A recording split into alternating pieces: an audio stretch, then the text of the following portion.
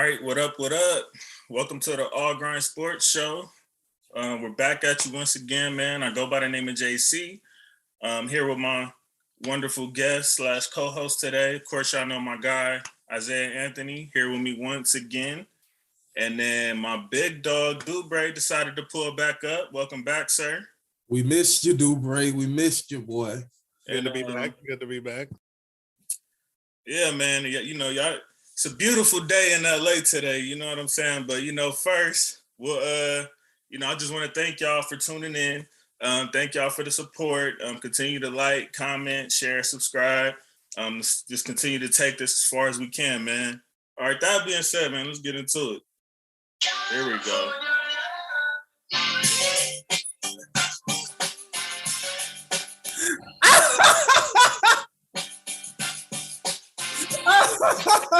Hey!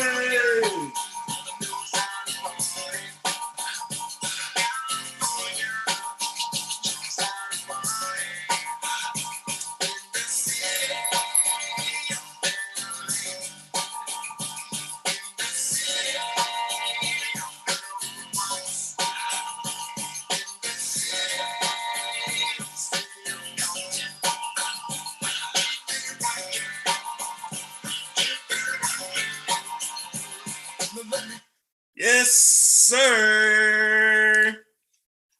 LA champions, baby. Once again. My Lakers did it. My Dodgers did it. And now the team this guy keeps calling the Clippers with no banners. We got a banner, bro. We got that banner. So, where the hell do we start, man?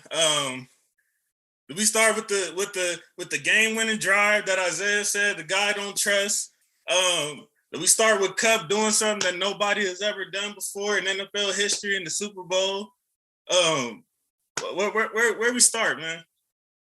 Congratulations. You guys went all in like no team has ever went all in, so desperate.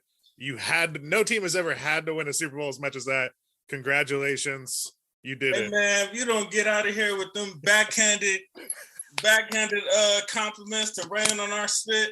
Listen here, man. Listen here, man. I'll start with Isaiah first. As y'all hold up. This whole no team has ever gutted its future this way, so congrats on them. Yeah, enjoy it while you can. Check this out. The future is gonna look mighty. It has been. Von Miller's gone. OBJ's gonna be gone. Yeah, Donald's already threatening retirement. Okay, let's go there. Donald's already threatening retirement. So we didn't have two of our top 3 receivers yesterday, and our tight end was out. And we still finished that game up the way we did. So I don't want to hear the crying of, oh, this team was stacked and all of that. We had some real championship adversity yesterday, and we got it done.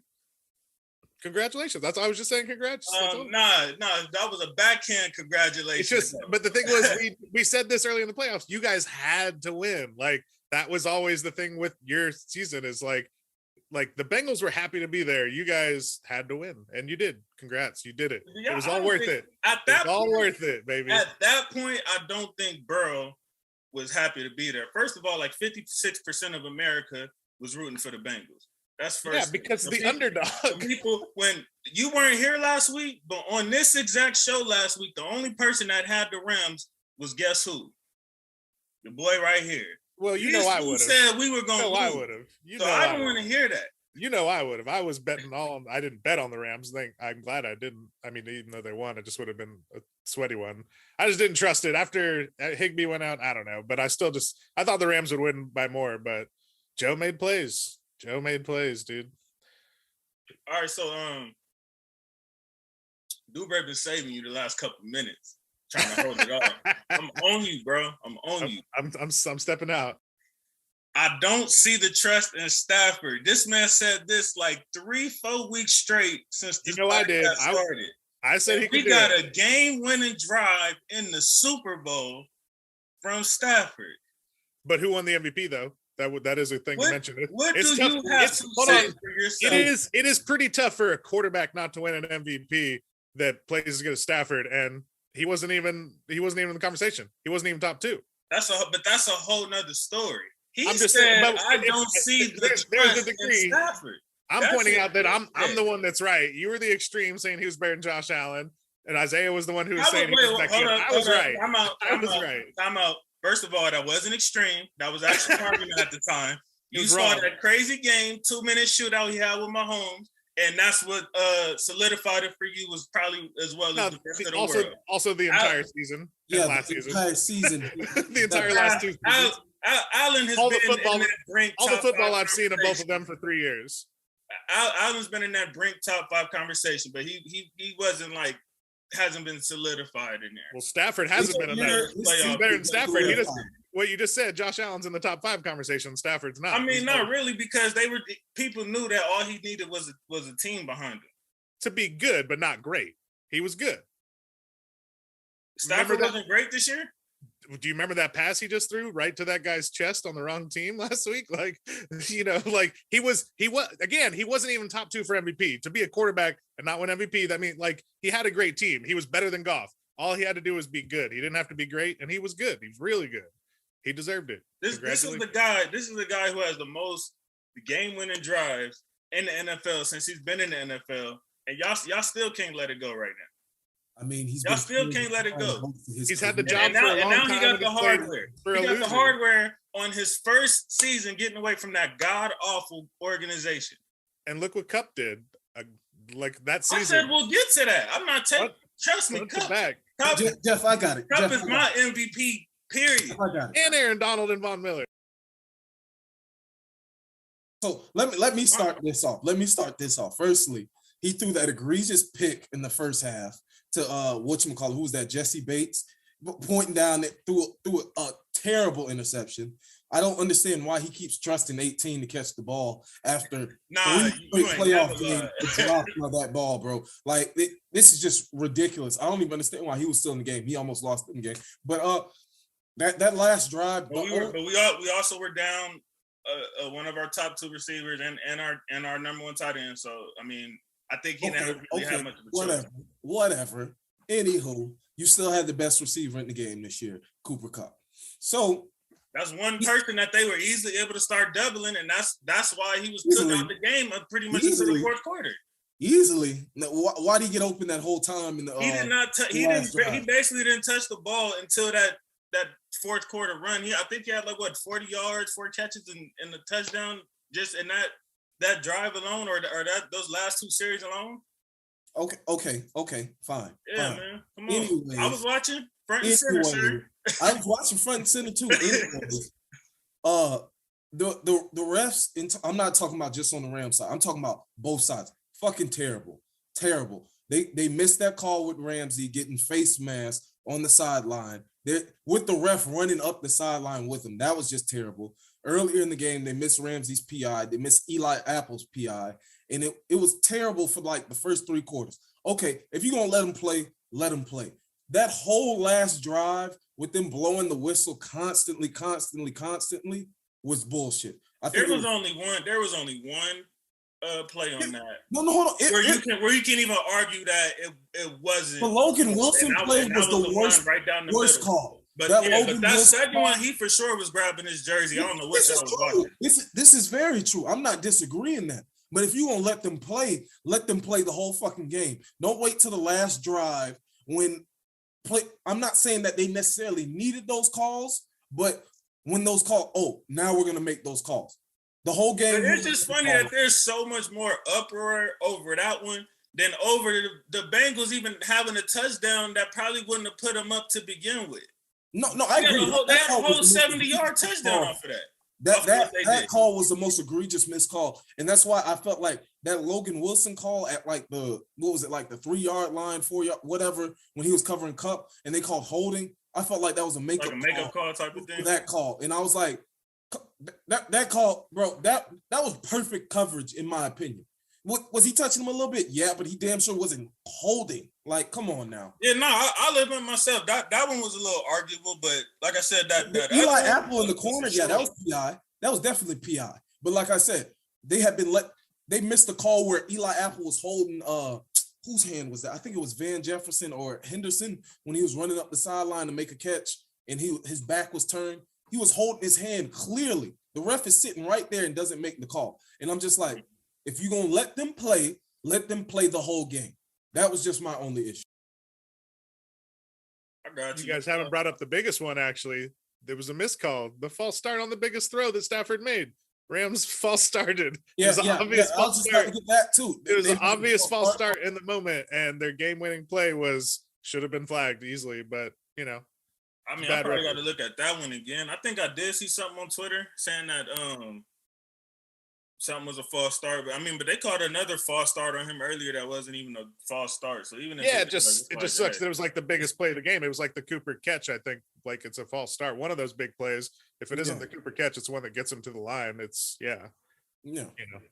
And it was obvious. Like I saw in the moment, but I just wasn't worked up about it because I wasn't that invested. I was just like, either one could win, I'd be happy.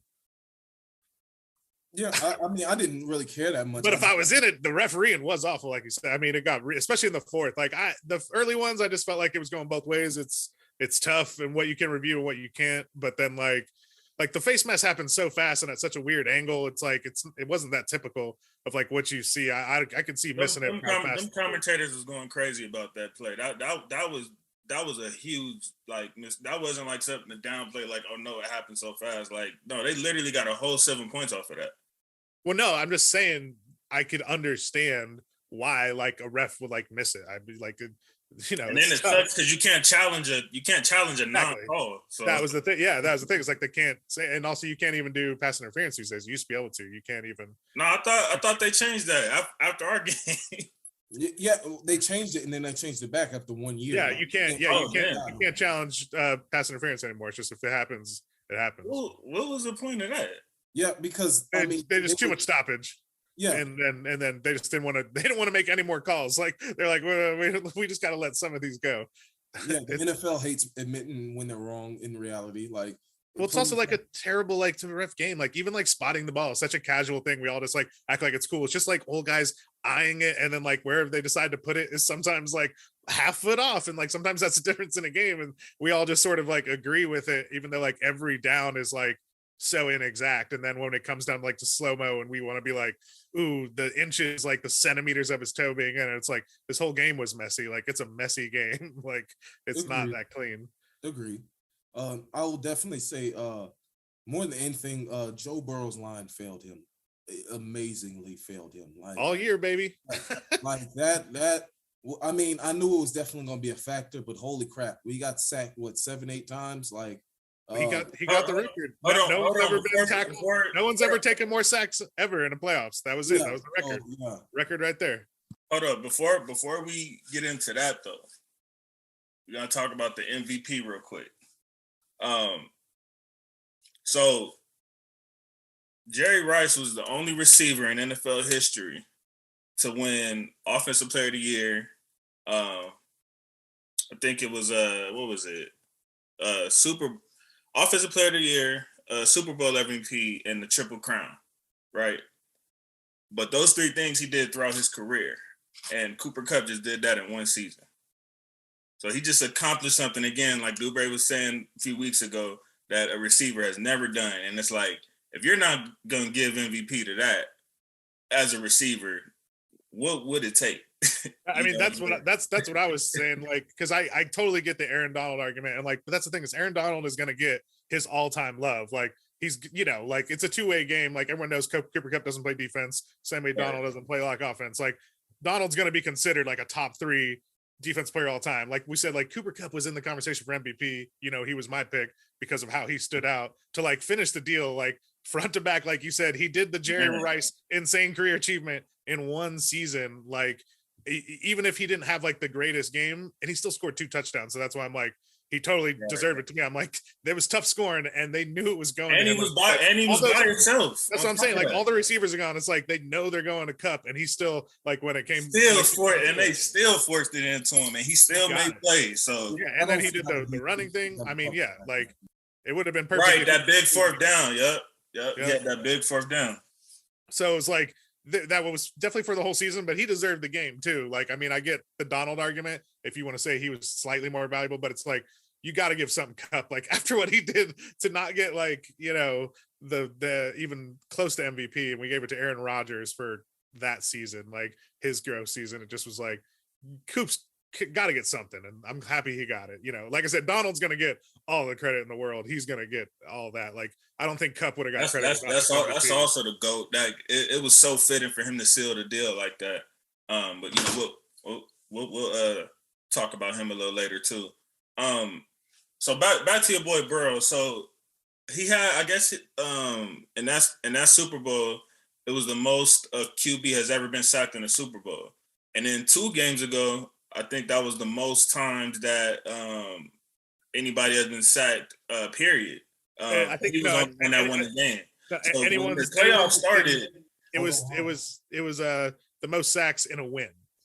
Oh, okay. I think guys have been sacked. No, it was period. They said the most sacks was 9, but not all those QBs lost the game. That's what I'm saying. That's what I'm saying. Like people, like there were people tied with him. Yeah, there was people tied with him. So when the playoffs started, you kept saying the Bengals line was suspect, and here we are, some weeks later, and he got sacked damn near 20 times in 4 games. So, I mean, like. Yeah, I think it's an understatement that they need to fix that damn line. We said, they have no choice but to fix that line, like, or they are going to get him killed back there. Like, and they've known it all year too. Like, I mean, it's what it was said like from the start. It's just they overachieved, and they kept getting bet against because it was like you can't really win with that bad of an offensive line, can you? And then there he was, like we said, like getting sacked more than anyone and still somehow winning. Like it was like, wow, I guess you can just win if you have like a speedy, opportunistic defense and still receivers to throw to, and Joe making things happen. It was weird. Usually you don't see an offensive line that bad go to the Super Bowl. You just usually don't see it. All right. And the fact that they were even still competing and dealing with our front like that, like, whew, man. Yeah, I mean, and the only reason they're able to, my God, you guys could not run it. If you could run it like just a little bit, right. Like, and they couldn't run it when Robinson was in, but as soon as he came out, they was busting right up the gut on us. Yeah, like nothing we can do. Like we said, they didn't play absolutely terrible. I mean, especially considering the first half, but that second half they played like shit. Like as far as the offensive line, the team in a whole played a good game. I mean, except for a few instances here and there, and like we said, the O-line in the second half, it caught them. It got them right in the ass when they needed a block. They couldn't block the best defender in the game, and hey, it is what it is. That's why they lost the game, really. Y'all want to talk about that Chase and Ramsey matchup? Yeah. I bet Ramsey doesn't. Yeah, I mean, yeah, he doesn't want to talk about it, but Chase had him beat on that last play when Burrow got taken down, but couldn't do nothing because the line just wasn't there for him. I mean, Ramsey played good most of the game. Did he? Yeah, that yeah. See, and that's something that people aren't acknowledging. Like Ramsey for sure. Like he didn't do as well throughout the whole game as we're accustomed to. But I don't think he really did like bad. Like he definitely had a few plays where he kept Chase in check. Yeah. The only 2 that really stick out to me is when Chase got the long the 60-yarder down the right side, and then he had the other one where it was a quick, little quick throw, and then Chase was able to get some yards after catch. I think probably like 15, 20. And if I'm not mistaken, I think he only finished with like 80-something yards either on Ramsey or just period throughout the game. Well, yeah, I think 89 yards. So I mean, outside of those 2 plays, I mean, it's not like he really just went crazy on Ramsey. He caught him slipping on a play. It happens when you're the number 1 receiver, number 1 corner. Somebody got to win. You know what I'm saying? You're not gonna win every matchup. If I'm not mistaken, that's the longest. Or not that one. The Higgins touchdown was the longest ever. Even scored on him in his career, which shouldn't even count. But yeah, for the most part, Ramsey did what he was supposed to do. So I think that's a little overblown. Yeah, because I mean, I'm from Jacksonville, where he started his career out, and Jacksonville really loves their Jaguars, and they don't like rooting for Ramsey this weekend. Hell no, a lot of them were not rooting for. Well, because he kind of forced his way out, right? He forced his way out, and which I don't really blame him. Like Tom Coughlin came in there and blew shit up after 1 year, and they were one win away from the Super Bowl, really one call away from the Super Bowl. So I could and they just started tanking and tanking and tanking. I can understand. For a cornerback, you have a really short window for most. Like, so it wasn't like Detroit with Stafford or nothing like that. They was rooting for him. Like Jacksonville was like, no. Like unless they were Florida State fans, because he went to Florida State. I did not know that. Wow, that's my pop's squad. That's his college team. Yeah, that's where he went. So wow. Like unless they were Florida State. So we got two Florida State products that's like pivotal on our team. Akers as well. Akers is Florida State. Yeah, so those were like the only people who were rooting for him. They didn't even want to acknowledge the Higgins touchdown was kind of fucked up because he got face masked. Like he was in position to make the play. Right. He just got his face mask snatched. Like, come on, like be for real, bro. If you were out there on that field and that shit happened to you'd be pissed off too. Like you would be like, bro, he just got away with a touchdown because he snatched his face, yeah. And like we said, we're accustomed to him being 100% locked down all the freaking time, and he had a couple slip ups, just like any other. He played good. He just didn't play great. You know what I'm saying? Right. He could have played better, but hey, I mean, for Ramsey standards, he could have played a lot better. Yeah, for Ramsey standards, that's what I'm saying. That's what we're accustomed to. We're accustomed to him being locked down, but I mean, you can't be locked down every game. Every player has a bad game here and there, and he didn't even really have a bad game. Right, that's his version of a bad game.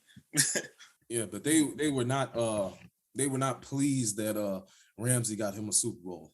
They were definitely pissed. Like, I mean, I kind of get it, but at the same time, I understand. Like, these teams really have no loyalty to these players. So I understand why he forced his way out. Like, bro, the Jags tore it down for no reason. Like, and he had told them, we need a new QB. Like, he even said with Bortles, like, bro, we need a new QB. Like, I get that we even got to the AFC Championship, but Blake Bortles is not that guy. And I had been saying that for a while. Like, I was like, hell, if you took Derek Carr and put him in where Blake Bortles was at, they would have won the championship. If you took like 16 other quarterbacks, they could have probably won the championship with that Jacksonville defense. Like that was one of the best. Who won it that year? That was the Eagles, right? Was that 27? Yeah, I think that was the Eagles year. Because like I don't know if you remember, the Jaguars had Calais Campbell, Yannick Ngakoue, Dante Fowler, Jalen Ramsey, AJ Bouye when he was still good, Tayshaun Gibson when he was still good, Telvin Smith, Miles Jack, Paul Posluszny. Like that defense was primed and ready to go. Like they were called Saxonville for a reason. You know what I'm saying? And they tore it down after 1 year. Like it made no sense. So they gave Bortles a 3-year extension, and he didn't prove anything. Yeah, I think he was our like third string, if I'm not mistaken, like a few years ago. He was worse than Goff. Goff could have won that. Sure, no, Goff. I mean, he was on the same team as Goff, and was our third strings. I mean, that tells you all you need to know. Do y'all agree? Because I've seen this take a lot yesterday. Do y'all agree or disagree that yesterday was the greatest halftime show ever?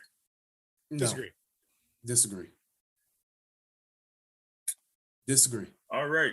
Yeah, I didn't know what I was even, and I know I should be biased being from the city, but I don't know. Like, I guess maybe that's why I was a little harder on them as well, because the some of the song selection. Like even I be joking around and stuff like that. With my girl and stuff. Like I said, Beyonce's was better. Whitney Houston's was better. Janet Jackson's was better. You forgetting the obvious one, MJ in '93. I was about to get to that. MJ's was better. You know what I'm saying? So it was great. The best. Prince is the best. Prince, exactly. oh yeah, I forgot about this guy. I even forgot about Prince. Like he did Purple Rain in the Rain, right? Yeah, like that was amazing. Even for non-Prince fans, Prince just won that one. He's usually at the top of the list when people make him and MJ, and then like the Whitney one. But this was the first hip hop R&B center stage in the Super Bowl, right? If I'm not mistaken. Yeah, but it was the most rap. But it was. I didn't hate it. Just you asked if it was the best. It was fine. Yeah, it was cool. What was it? The one that was good that I didn't see coming was that one, not the Beyonce solo one, the one with like Bruno Mars and Coldplay. It was like I had low expectations, and I was just like, oh, that was kind of fun actually. Like Bruno Mars is super entertaining. Yeah, I was about to say you had low expectations for Bruno Mars performance. Well, just at the Super Bowl, I was just like, like I don't know, like it wasn't. I didn't know what he was gonna do, and also, well, wasn't just him. It was like Coldplay. It was like it was just a weird choice, and then it was like it randomly worked. It was very silly, but it randomly worked. Last night was good production value. Just like you said, it wasn't like a home run. Yeah. 50 Cent upside down is hilarious. No, I mean that was probably one of the more parts I was hyped for. I mean, because I wasn't expecting that, and I had just seen 50 at we went to this me and my lady went to this comedy show on Thursday, so we had just seen him and Floyd up there, so it was crazy. Like, oh, like that's why we were in LA. Like you were planning a performance, so I was a little shocked to see that. I didn't think it was terrible. I thought it was a little underwhelming. For what my expectations were. And again, maybe there's a lot of LA people being biased, but I'm biased in a different way. Like I held them to a higher standard than that of like what I thought they were going to do. LA natives are saying that was the best halftime show ever. Some have, yeah. Yeah.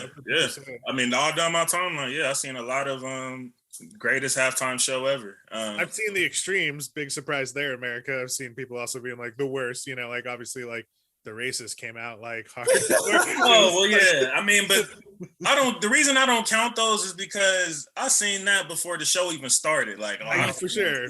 So you could, I was like, I'm not but some people some people didn't know, like aren't in the news, but they actually watch a Super Bowl and they're like, what the heck is this? Like they're all like, they didn't know it was going to happen. No, you could even tell throughout the performance, like the crowd was most hyped when Eminem did Lose Yourself. Sure. I mean, that's the type of crowd it is. Like, that's in movies. Like, that was like, And sorry, as soon as Eminem came on, I was just tuned out. This guy. This is Eminem's number one fan over here. I'm an Eminem hater. Eminem slander. Eminem is not top 500, bro. He is trash. Garbage, bro. Fuck hey, that, bro. He is not. I gotta give it up. I gotta give it up to M though, because I honestly believe if it wasn't for M, I don't think they get Dre and Snoop and Mary and all of them the look they did. If he didn't agree to that, because I'm pretty sure they, probably asked him to do like a Dolo or just him and Dre or whatever. So I'm glad they did like an aftermath type of thing. I don't understand where this rumor came from that the NFL told him not to kneel or whatever, bro. Mm-hmm. Like, who the fuck started this rumor? But I feel like that's square bullshit, bro. Like the shoes, though. I thought those were cool.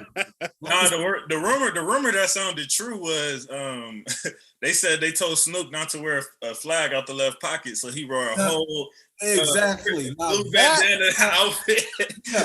That sounds accurate. Them telling Eminem not to kneel, and I'm like, bro, what reason would they have to tell him? I didn't even notice that he kneeled until on the internet. It was the same thing like Questlove said. Like I was watching Dre play the piano. Like I wasn't like right. I thought he was taking a break. Hell, even if he kneeled, I wasn't gonna like perceive it as like that kneel. Like I just wasn't like. I wasn't there. Like I wasn't like out of all people, they just told only Eminem not to kneel, and he was the one who kneeled. Like, well, I think the way they were framing that as if like he was saying he was going to, and they were like, "No, you better not." And he was like, "Right," like he took this big stand, But they said like, "Yeah, that was in rehearsals." Like he kneeled at the end of the song every time. Like, and Roger Goodell was like, "Good job." Right. Last question on that, Isaiah. I know you're Gen Z technically. Did you have any songs you didn't know? No, I knew all them songs. Like I literally knew all those songs. My sister, God rest her soul, was born in '87. So and she was raised in LA for a while. She did right. She did you right. That's my generation right there. Yeah, so I knew 86.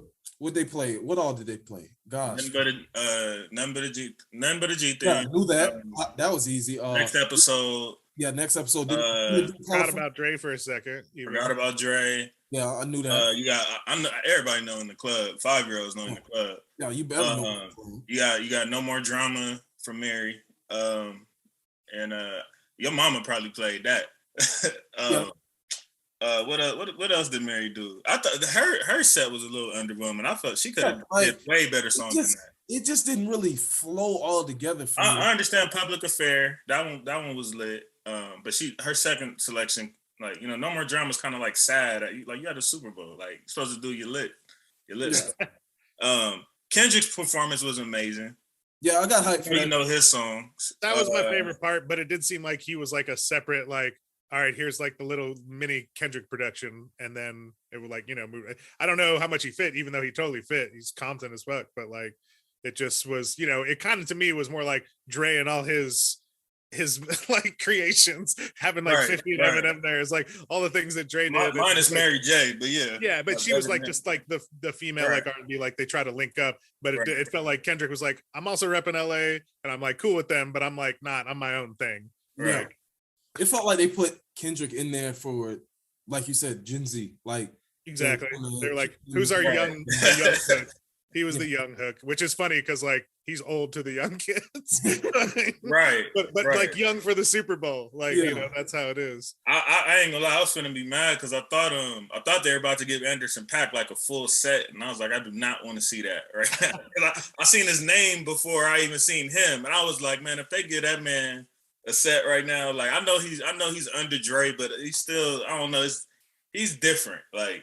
You know, that's another layer to Dre. That's 2020 Dre that deals with Anderson .Paak. I think that was it, right?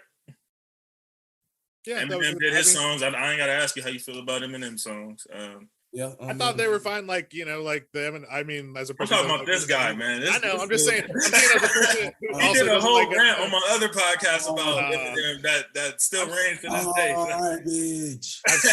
I've seen his rants. Palms are sweaty, mom's sweaty. Threw up on his shirt. Get the fuck out of here, bro. Them bars are ass. 8 Mile ass boy.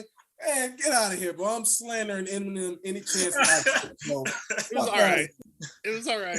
Wait, just wait, bro. I'm gonna find a way to make a fucking popping ass rap song, and I'm gonna start a beef with Eminem, bro. He's the first rapper's ass I'm on. I don't give a fuck, bro. He's good on Renegade. He was great on Renegade. Ass. That's another conversation. Ass.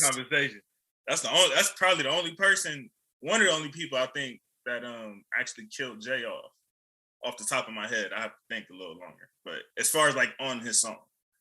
Yeah. Come on, bro. You ain't got to be a hater all your life, bro. Come on, man. I ain't the biggest M stan either, but come on, bro. Yeah, that's you and JC aren't even Eminem fans, but like, it's like we gotta have to be like, hold on, bro. I am Bayless for Eminem, okay? I am the Skip Bayless for Eminem. Like how Skip Bayless treats LeBron, that's how I treat him. That's a good lane. That's a good lane. All right, back to some football, man. So we'll do the I mean, obviously we know the Bengals you know, gotta fix that line. But talk a little bit about just the run they just had in general. Like what are your thoughts on them going forward? Because it seems like they don't have the Cinderella story anymore. They're kind of the team to beat now. So I predict Dan Marino never gonna go back. Never ever. Wow. Yep. Wow. He was the legend Joe Burrow. He won a college championship Heisman. He went to the Super Bowl. We thought for sure he'd go back. He never goes back. Hot take, dude. Great. That is a super hot take. I would say that was an amazing run. They have the potential to go back. I think it's just they got to fix the line with the quickness and in a hurry. I mean, they should. If I like ran the Bengals, I wouldn't have said what I said. You know, I'd be like, all right, let's get some linemen in here. We're gonna go every year. Like, let's go. Like, we got. Yeah, I'm not gonna say they'll go every year. But yeah, but to say he won't be back now. I mean, it's very well possible though. Like he said, he does have Allen and Mahomes in this conference. People Herbert, he's got Herbert. Herbert, yeah. People 100% certain that Dan Marino would win multiple Super Bowls, and he just never got back. And to make sure you understand, like Dan Marino never sucked either. That was the thing. It was like he spent all those years kicking ass. Like we might see Joe Burrow, he might lose in the conference finals like 5 times to like an army of Josh Allens and Patrick Mahomeses. It's just like, I just think because of I hope I'm wrong because I'm rooting for Joe to like someday get it, it'd be nice. But it just, the way it was so overwhelming for him, it was just like, wouldn't it be weird if like, remember, this is the Bengals. Like, what if they just have bad luck? What if they don't fix the line soon enough? He tears his ACL another time. It's like, well, then he loses. Come on, don't speak that into it. I'm not speaking. Look, you got to protect your quarterback. It happened. We've seen it happen with all kinds of young quarterbacks who got put in bad situations that never had a chance. Look at Robert Griffin III. Who knows what he could have been if Shanahan didn't basically put him out to die his rookie year. Yeah, like, he murdered this man's legs. Like, oh my gosh, what Kyle Shanahan did to and connected to his head, like he messed up his head that year too. Like, bro, he fucked RG3. Like RG3 could have been a great quarterback. Like he wasn't. I'm not gonna say he was great already, but he had a very good season that year. And like he said, he threw him out there to the wolves. Like there's no other way to say it. And that's somewhat what the Bengals did this year. But they did. Right? They took Joe Burrow's advice in getting Chase. And it worked out. It very well did work out. But okay, now they need to say this year, okay, we're going to take our own advice, and now we need to protect you.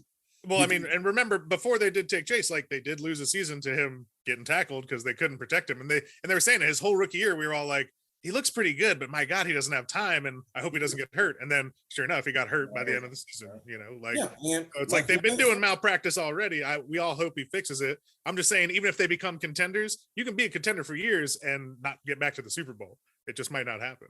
Yeah, this is very true. But I got a little bit to say to Chargers fans. Y'all have lost y'all's fucking mind if y'all think Justin Herbert could have got it done with that line yesterday in the second half. There's just no fucking way. There's no way in hell. He was to get sacked. I don't even think Herbert's had to play the Rams yet. Herbert hasn't made the playoffs yet. Okay, let's get that straight. Chargers fans, like, bro, calm down, bro. Y'all got y'all one, but y'all are getting way ahead of yourselves. Y'all act like he's past Mahomes, he's past Josh Allen and all this, bro. Y'all got y'all one. Just build around him, get him ready to get there, bro. Calm down, bro. He's every other game Herbert. That's what he is. Like, bro, like, what the fuck? Like, come on, bro. Nah, I think he's Herbert against everybody except the Patriots. Like Belichick got that boy number for some reason. Like, I don't know what it is. It might be a mental thing. I don't know. But every time Herbert plays the Patriots, he spits the bed. Like, it's terrible. Exactly. They should have made the playoffs with talent on the Chargers, though. There was no excuse for that. There was no excuse for that. 100% exactly. Even though I don't necessarily think it was his fault, but no, I'm not placing all the blame on him. But like you said, like the Chargers fans are just sort of like, it's easy to say. It's like, yeah, you've seen Herbert play some good games, so you could be like, oh, he could have done that. And it's like Burrow got him here, and like he was amazing in tough spots this whole time. Bad offensive line. Like I said, hope they fix him. My prediction: he's got Final Fours in his future, never another Super Bowl, and we'll miss having Joe Burrow.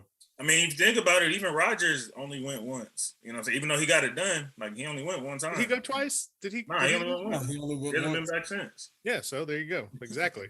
And we thought, and he's won like 4 MVPs during that time. Right. Like, it's crazy because every year we swear that he's gonna. Well, when I say we, the general public, swear he's gonna get back. Oh yeah, like for sure. Like he's not. He's like, for some reason this happens and people like come back down to life, and then the next season happens and he starts playing great again, and then he's just the overwhelming favorite once again. It's like it's literally the same routine every year. As far as the Bengals go, I think the opposite of what Dubray just said. I honestly think like they're gonna be a force to be reckoned with. Obviously, they have to fix the line, barring they do that, but or barring they don't do that. But I think for them to do what they did this year, I think I'm curious to see like how they adjust to not being like that Cinderella story underdog anymore. Like now, when teams play you, it's not like a cute story anymore of like, oh, you know, maybe they can do it, or if you do win, it's like no, like now you have the expectations on you versus you. This is the first time you guys have ever had expectations as a collective. So I want to see how they respond to that. Like you see the Chiefs even were struggling with it this year because it's like they didn't even win, but it's like people are every single team is circling the Chiefs. Like this game right here, like we have to extensively prepare for that. And I think the Bengals just put themselves in that conversation as well. So I'm curious to see how they respond to that. I think they'll respond well to it. I think this experience is going to do a lot immensely for them. I think them going through the motions of, you know, being under pressure and, you know, dealing with, you know, probably an all-time great front. I just think everything combined that they've experienced in this run, you know, and then you took out, you know, the big dogs that nobody had you beaten. I just think all that experience is going to can only help them going forward. Like Burrow and Chase are only going to get better. That, you know, they're still a young team. You know, I don't see any reason why they shouldn't, even if it's not next year. I don't see any reason why they shouldn't get back at some point. Even with man, does the AFC have some quarterbacks right now? Even what they got to deal with in their conference, I still think he can get back at least once for sure. I think I think he'll be a team to beat going forward. That, like you said, all the quarterbacks that are in the AFC with Josh Allen, with Mahomes, with Herbert, you know what I'm saying? They're young. Lamar Jackson, you know what I'm saying? Like when his team gets healthy, yeah. Yeah, so young. It's just an army of young, awesome quarterbacks. Exactly. And with the NFL, it's just and then we still don't know what's gonna happen with Wilson and Watson, if they, you know, where they're gonna go. So yeah. Or Rodgers. He could end up in the AFC. Right. The Broncos. Right. So it's just so hard for everything to go your way to win a Super Bowl. Like we said, there's injuries. Players go elsewhere for more money.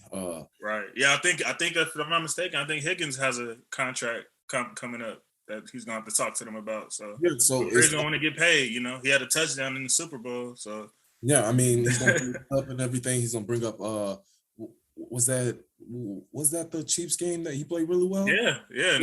In the second half, in overtime, yeah, he played really well. Big plays. So it's hard to keep that exact band of players and that core together for more than like 3, 4, maybe 5 years, you know what I'm saying? And it's just no guarantee that everybody is going to be healthy every single time now. Like what we saw Tom Brady and the Patriots do is like, well, we'll probably not see another team do that. Like to win 6 Super Bowls within. And they didn't have to dish out much. Yeah, and that's what I'm saying. And like it's just hard. It's hard to win a Super Bowl. Like that's football. That's an understatement. Like with Mahomes getting the 4 AFC championships in 5 years. And he got one of them. And he's got one. That's even though he's made 2 Super Bowls. That is amazing. Like that doesn't happen. Teams don't unless you're the Patriots. Teams don't typically go back to back or you know have that type of run like that in such a short time. And he still only has one to show for it. The Bills, man. Jim Kelly and those guys were amazing. Like getting to the Super Bowl 4 times in a row. It sucks you lose everyone, but like, yeah. Like Mahomes could run that still. Like, and like we said, we brought up all the other guys. So, you know, I hope I'm wrong, but they're the Bengals. They'll not. Yeah. They didn't have 30 years. It's crazy. We were just talking about the last time the Bengals lost against you guys in the Super Bowl. So that's you know. He's like, yeah, that brings up better times in my Raider heyday. I thought they had lost to someone else more recently. Like was it us? I thought that for some reason I thought it was someone else. I mean, they only went 3 times. Did they? Yeah, I didn't think we were the last one. As far as I know, I mean, our stats guy over there could probably check, but as far as I know, so the Rams' future, like I know, you know, you guys have been repeatedly saying like pretty much through all the marbles in the deck, you know, we mortgage our whole future and everything. But I honestly, don't. And I it's documented. I said this before we even went and won this Super Bowl. I kept it in mind that in 2019 we felt the same way. That we threw everything out there, we mortgaged our whole future, all the picks and stuff, and yet here we were again getting ready to go to the Super Bowl 3 years later. So I think it's a possibility that we still have enough of a core to figure it out. Stafford and Cup chemistry was like instant. You know what I'm saying? And it's done nothing but no, you're thinking, you know what I'm saying, since he's been there. So I think for one, you got that tangent by itself. You know what I'm saying? You got something great going for it. Not to mention all the other pieces. You still got Woods coming back under contract. I think the only free agents, I think Vaughn is a free agent and OBJ. Vaughn obviously has a possibility that he's probably going to retire. But okay, yeah. So I got it. Odell's a free agent. Vaughn's a free agent. Darius Williams, Sony Michel, Troy Reader. But Troy Reader can go because he's absolute trash to me. So they can let him go. But yeah, those are some of the notable names. I think we're good at running back. You know, we'll take Michelle back, but it's not like, you know, a desperation because we do got young Cam Akers. I mean, Cam's got to be better than he was yesterday. I mean, I don't know if it was him, if it was the line, whatever it was, you guys running the ball was embarrassing. Also, by the way, the Bengals and Raiders never played each other in the Super Bowl. Yeah, yeah. You're thinking the AFC Championship when they lost us. Oh, got you. Yeah, I'm sure. Bowl that they lost. AFC, yeah, they lost to the Niners twice. They lost to the Niners twice. And that was when last time they lost, Jerry Rice won MVP. Yeah. But yeah, so basically, I think I mean, it feels a lot better that we did win, obviously, just in case I'm wrong. But I honestly think we'll be fine. I think there is some ways we can, you know, I think we got a couple people coming off the books. Whitworth might retire.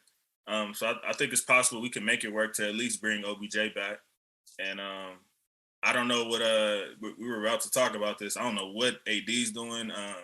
So apparently they said somebody gave a report of he might retire if he wins. And that's what I thought it was ridiculous at first until they actually asked him, and he didn't really give an answer. And you know, sometimes when you don't give an answer, it's like, whoa, like, okay, there might be something to that then, you know, unless you're just playing with our heads. So I definitely think it's a big thing that he's already thinking of it. I don't think he'll go now.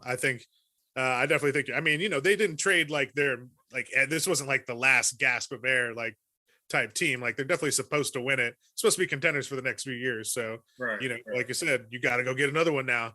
Now you got to get another one. But yeah, like you said, everyone's, I mean, we'll see how the free agents work out and all that. I mean, we can't take we got like kind of a sigh of relief though. It's like, okay, we got that one out the way. You know what I'm saying? It's like, now I'm sure we'll still be good years to come and everything, but it's like, no, like, it's like you guys just said, like all these great young quarterbacks coming, man. Like you got to get, and then it's like, this was the golden opportunity. Like we didn't even have to deal with the Chiefs. You know what I'm saying? We finally, you didn't have to deal with Rodgers either.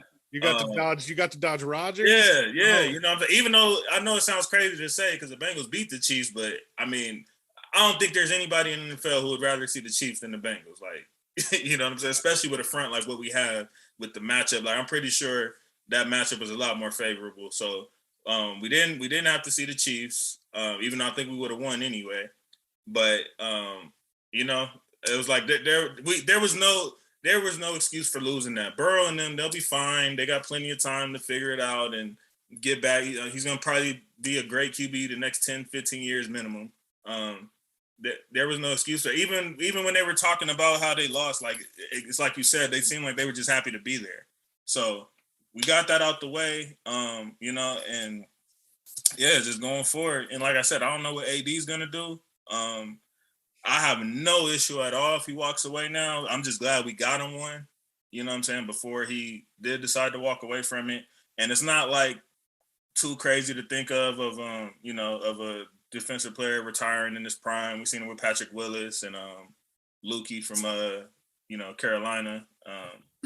Any player at this point. You know? Yeah, I mean, he's regarded as like what top 5 defenders of all time. Already, yeah, right now. Even if he walks away, so it's And like, yeah, he really doesn't have much left to prove. He could walk away so healthy mentally and physically. Right now, he's like, look what I did. I was top 5 in a short amount of time. Sure, I could hang on for 5 more years and maybe climb up to like second, or maybe even just be in the conversation with Lawrence Taylor by myself. But then, like, what did that cost me? Like for the rest of my life to do that, you know? Yeah. Right. All right. So yeah, I mean, I think that's pretty much where we're at. Now you got to focus on the Lakers, JC. You're great. Yeah, Lakers. I know, man. I had to put the Lakers in my peripheral right now, and I was like, you know what? I'm here. Like, I don't even want to. We can go back to sad JC right now. Let's go back to sad JC about the Lakers. But I am glad that I finally made this guy take that damn cover off his background.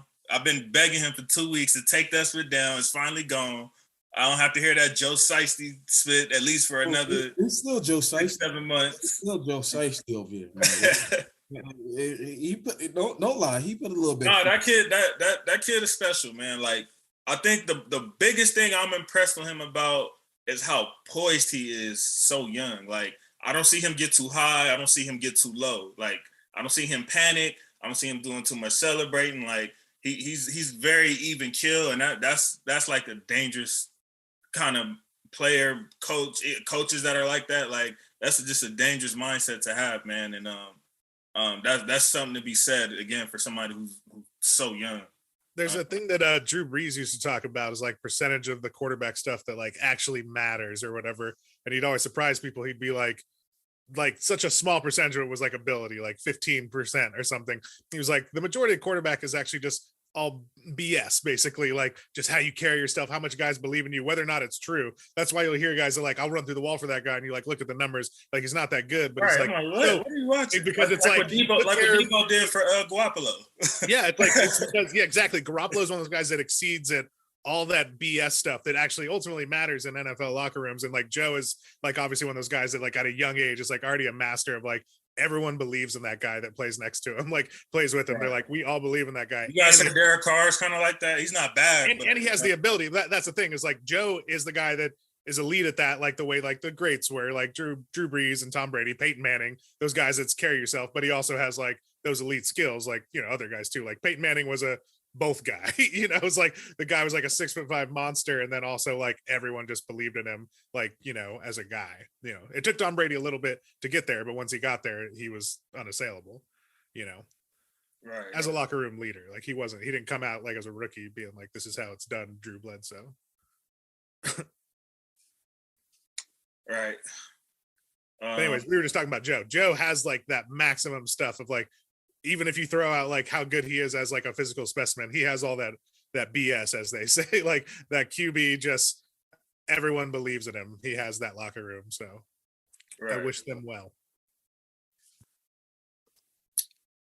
All right. Well, congrats to my guys once again. We did it. We're gonna have to do a whole separate pod for Harden, bro. We can just leave this Rams one alone. Oh, we'll have to talk about maybe we can just talk about the trade landscape when we talk about the playoffs looking forward. Let's do it. I mean, how shocked are y'all that of the Ben Simmons for Harden trade? Because it seems like it kind of came out of nowhere. And then a week later, here we are, and it was a done deal. What's y'all thoughts on it? Made a lot of basketball sense for both teams. That's why, I mean, it had been rumored since like way in the summer, but like no one thought there was any traction to it. And then just throughout the season, it seemed like Harden always liked the idea of it. That's where he wanted to go. The Houston owner canceled the trade at the last second. It was like, I'm not dealing with Daryl Morey again. Screw that. Right. Brooklyn, give us an extra pick and we can justify it. So James Harden was like, okay, whatever the case is, I need to get away from Houston if he's going to be like, you know, that way about me going back to Daryl, blah, blah, blah. So he went there and he could have like, remember how much he bought in last year? Like Harden was in like, but then this year, the Kyrie thing, he's not a Kyrie guy apparently. And he knows he's like going to be third banana there, even if he like was taking on the mantle last season. It's just like KD already hurt, you know, Embiid playing how he's playing. It's just like, he loves Daryl Morey and like, he'll get more credit there. And, you know, the Kyrie thing, man. He wasn't down with the not getting vaccinated. Yeah, I can tell. I heard some of the comments he made of like he'll have a great game and then they'll ask him after the game like, oh, what'd you think of his performance? He'll be like, oh yeah, that's why we need him every game. Like, that's kind of how the vaccination thing, he was never going to get over. He was just like, he just was never going to meet Kyrie halfway, that Kyrie was making a point, like a political point about like people shouldn't have to like do this if they don't want to and blah, blah, blah. Harden was very simple. Like, hey, you know what a simple solution is? You get vaccinated like everyone else on this team, like everyone else in the league. And then bam, we have you full time playing basketball, like, which is what, Harden's the one desperate for a ring.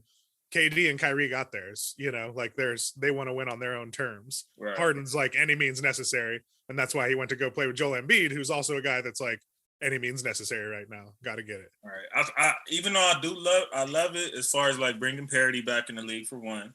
I love the Harden Embiid fit. But I still think they got some work to do on that Philly roster. That I don't think the way it's constructed right now is enough to win. Yeah, I think either one could win. Either one of them easily. I think there's like 7 or 8. Right now. I'm sorry, especially because they let I'm glad they hung on to because I heard a report that they wanted Thibault as well and Seth and like 2 first. I was like, they can go all the way to hell. Like get the F out of here. So I'm glad they held on to their young guy that they pretty much said was untouchable. And they stuck their guns to that. But I think Seth. Them losing Seth hurts them a lot because I felt like they were hurting when they lost JJ the first time, So Seth has kind of came and took that role over. But with the team they had, it was more constructive. Maybe shooting was a little more necessary because they had Ben Simmons. But yeah, I think that's. I don't know. I'm really high on Seth, man. I think he's a really really good player, and I think sometimes that's a little overlooked because of who his brother is, but Seth is a very serviceable role player that I would love, that I feel like fits on damn near any team. I like him. He's a great shooter. Brooklyn is probably still a favorite. I like him. He's a great shooter, but man, he gets exposed in the playoffs. They target him. The defense, he has short arm. Like I love him. He still is playable. It's not, but it's like he gets beat up. And so with the Philly shape of Harden coming in there, to have Maxey and Thibault as the guys around him, they can shoot enough. Like Thibault's shot is coming. Maxey can already shoot, and Harden is not a bum. Like there's enough shooting there. He's a bum, but he's a great bum. But well, he can shoot, is what I'm saying. He's not like a bum from shooting. He's not Westbrook at shooting.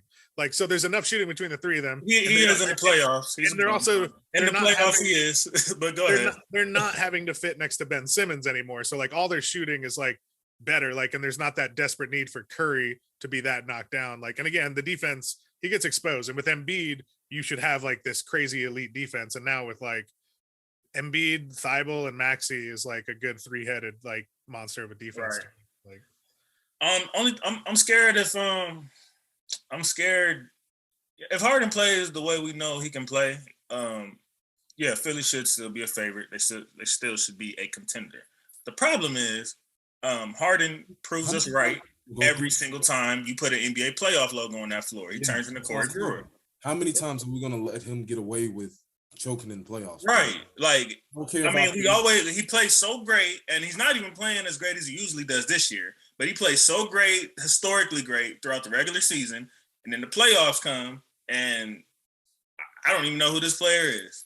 And, Jeff, you should know that firsthand of how your Spurs did him a couple years. So yeah, we should not have beat them. There was one series you had no business winning that series. Like, no business. We had no business beating them that one series. But I was saying this the other day. He's the only – because I don't throw the term around. Like, people just say it all the time. Like, people still call LeBron a choker, and it's like, he did have a bad finals. Like, it's not like flawless, but like, I don't throw a choker at all. I was like, Harden is probably the only player in the league that I would actually say that he's a consistently bad player performer who hasn't had a good playoff performance in a decade, like the last, like a meaningful one. Like he's put up some good numbers in game 6. I mean, but this is the funny thing is this has been a thing since OKC.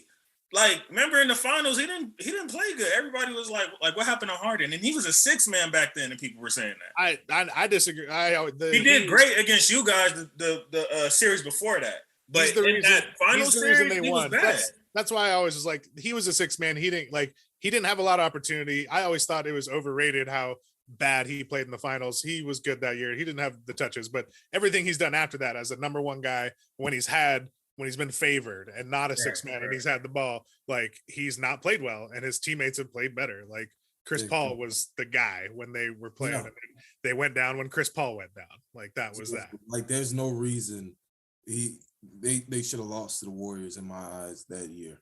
Like I get that if they make just one more three, like they shot like 2 of 20. If they just like make one more three, it's like they're going.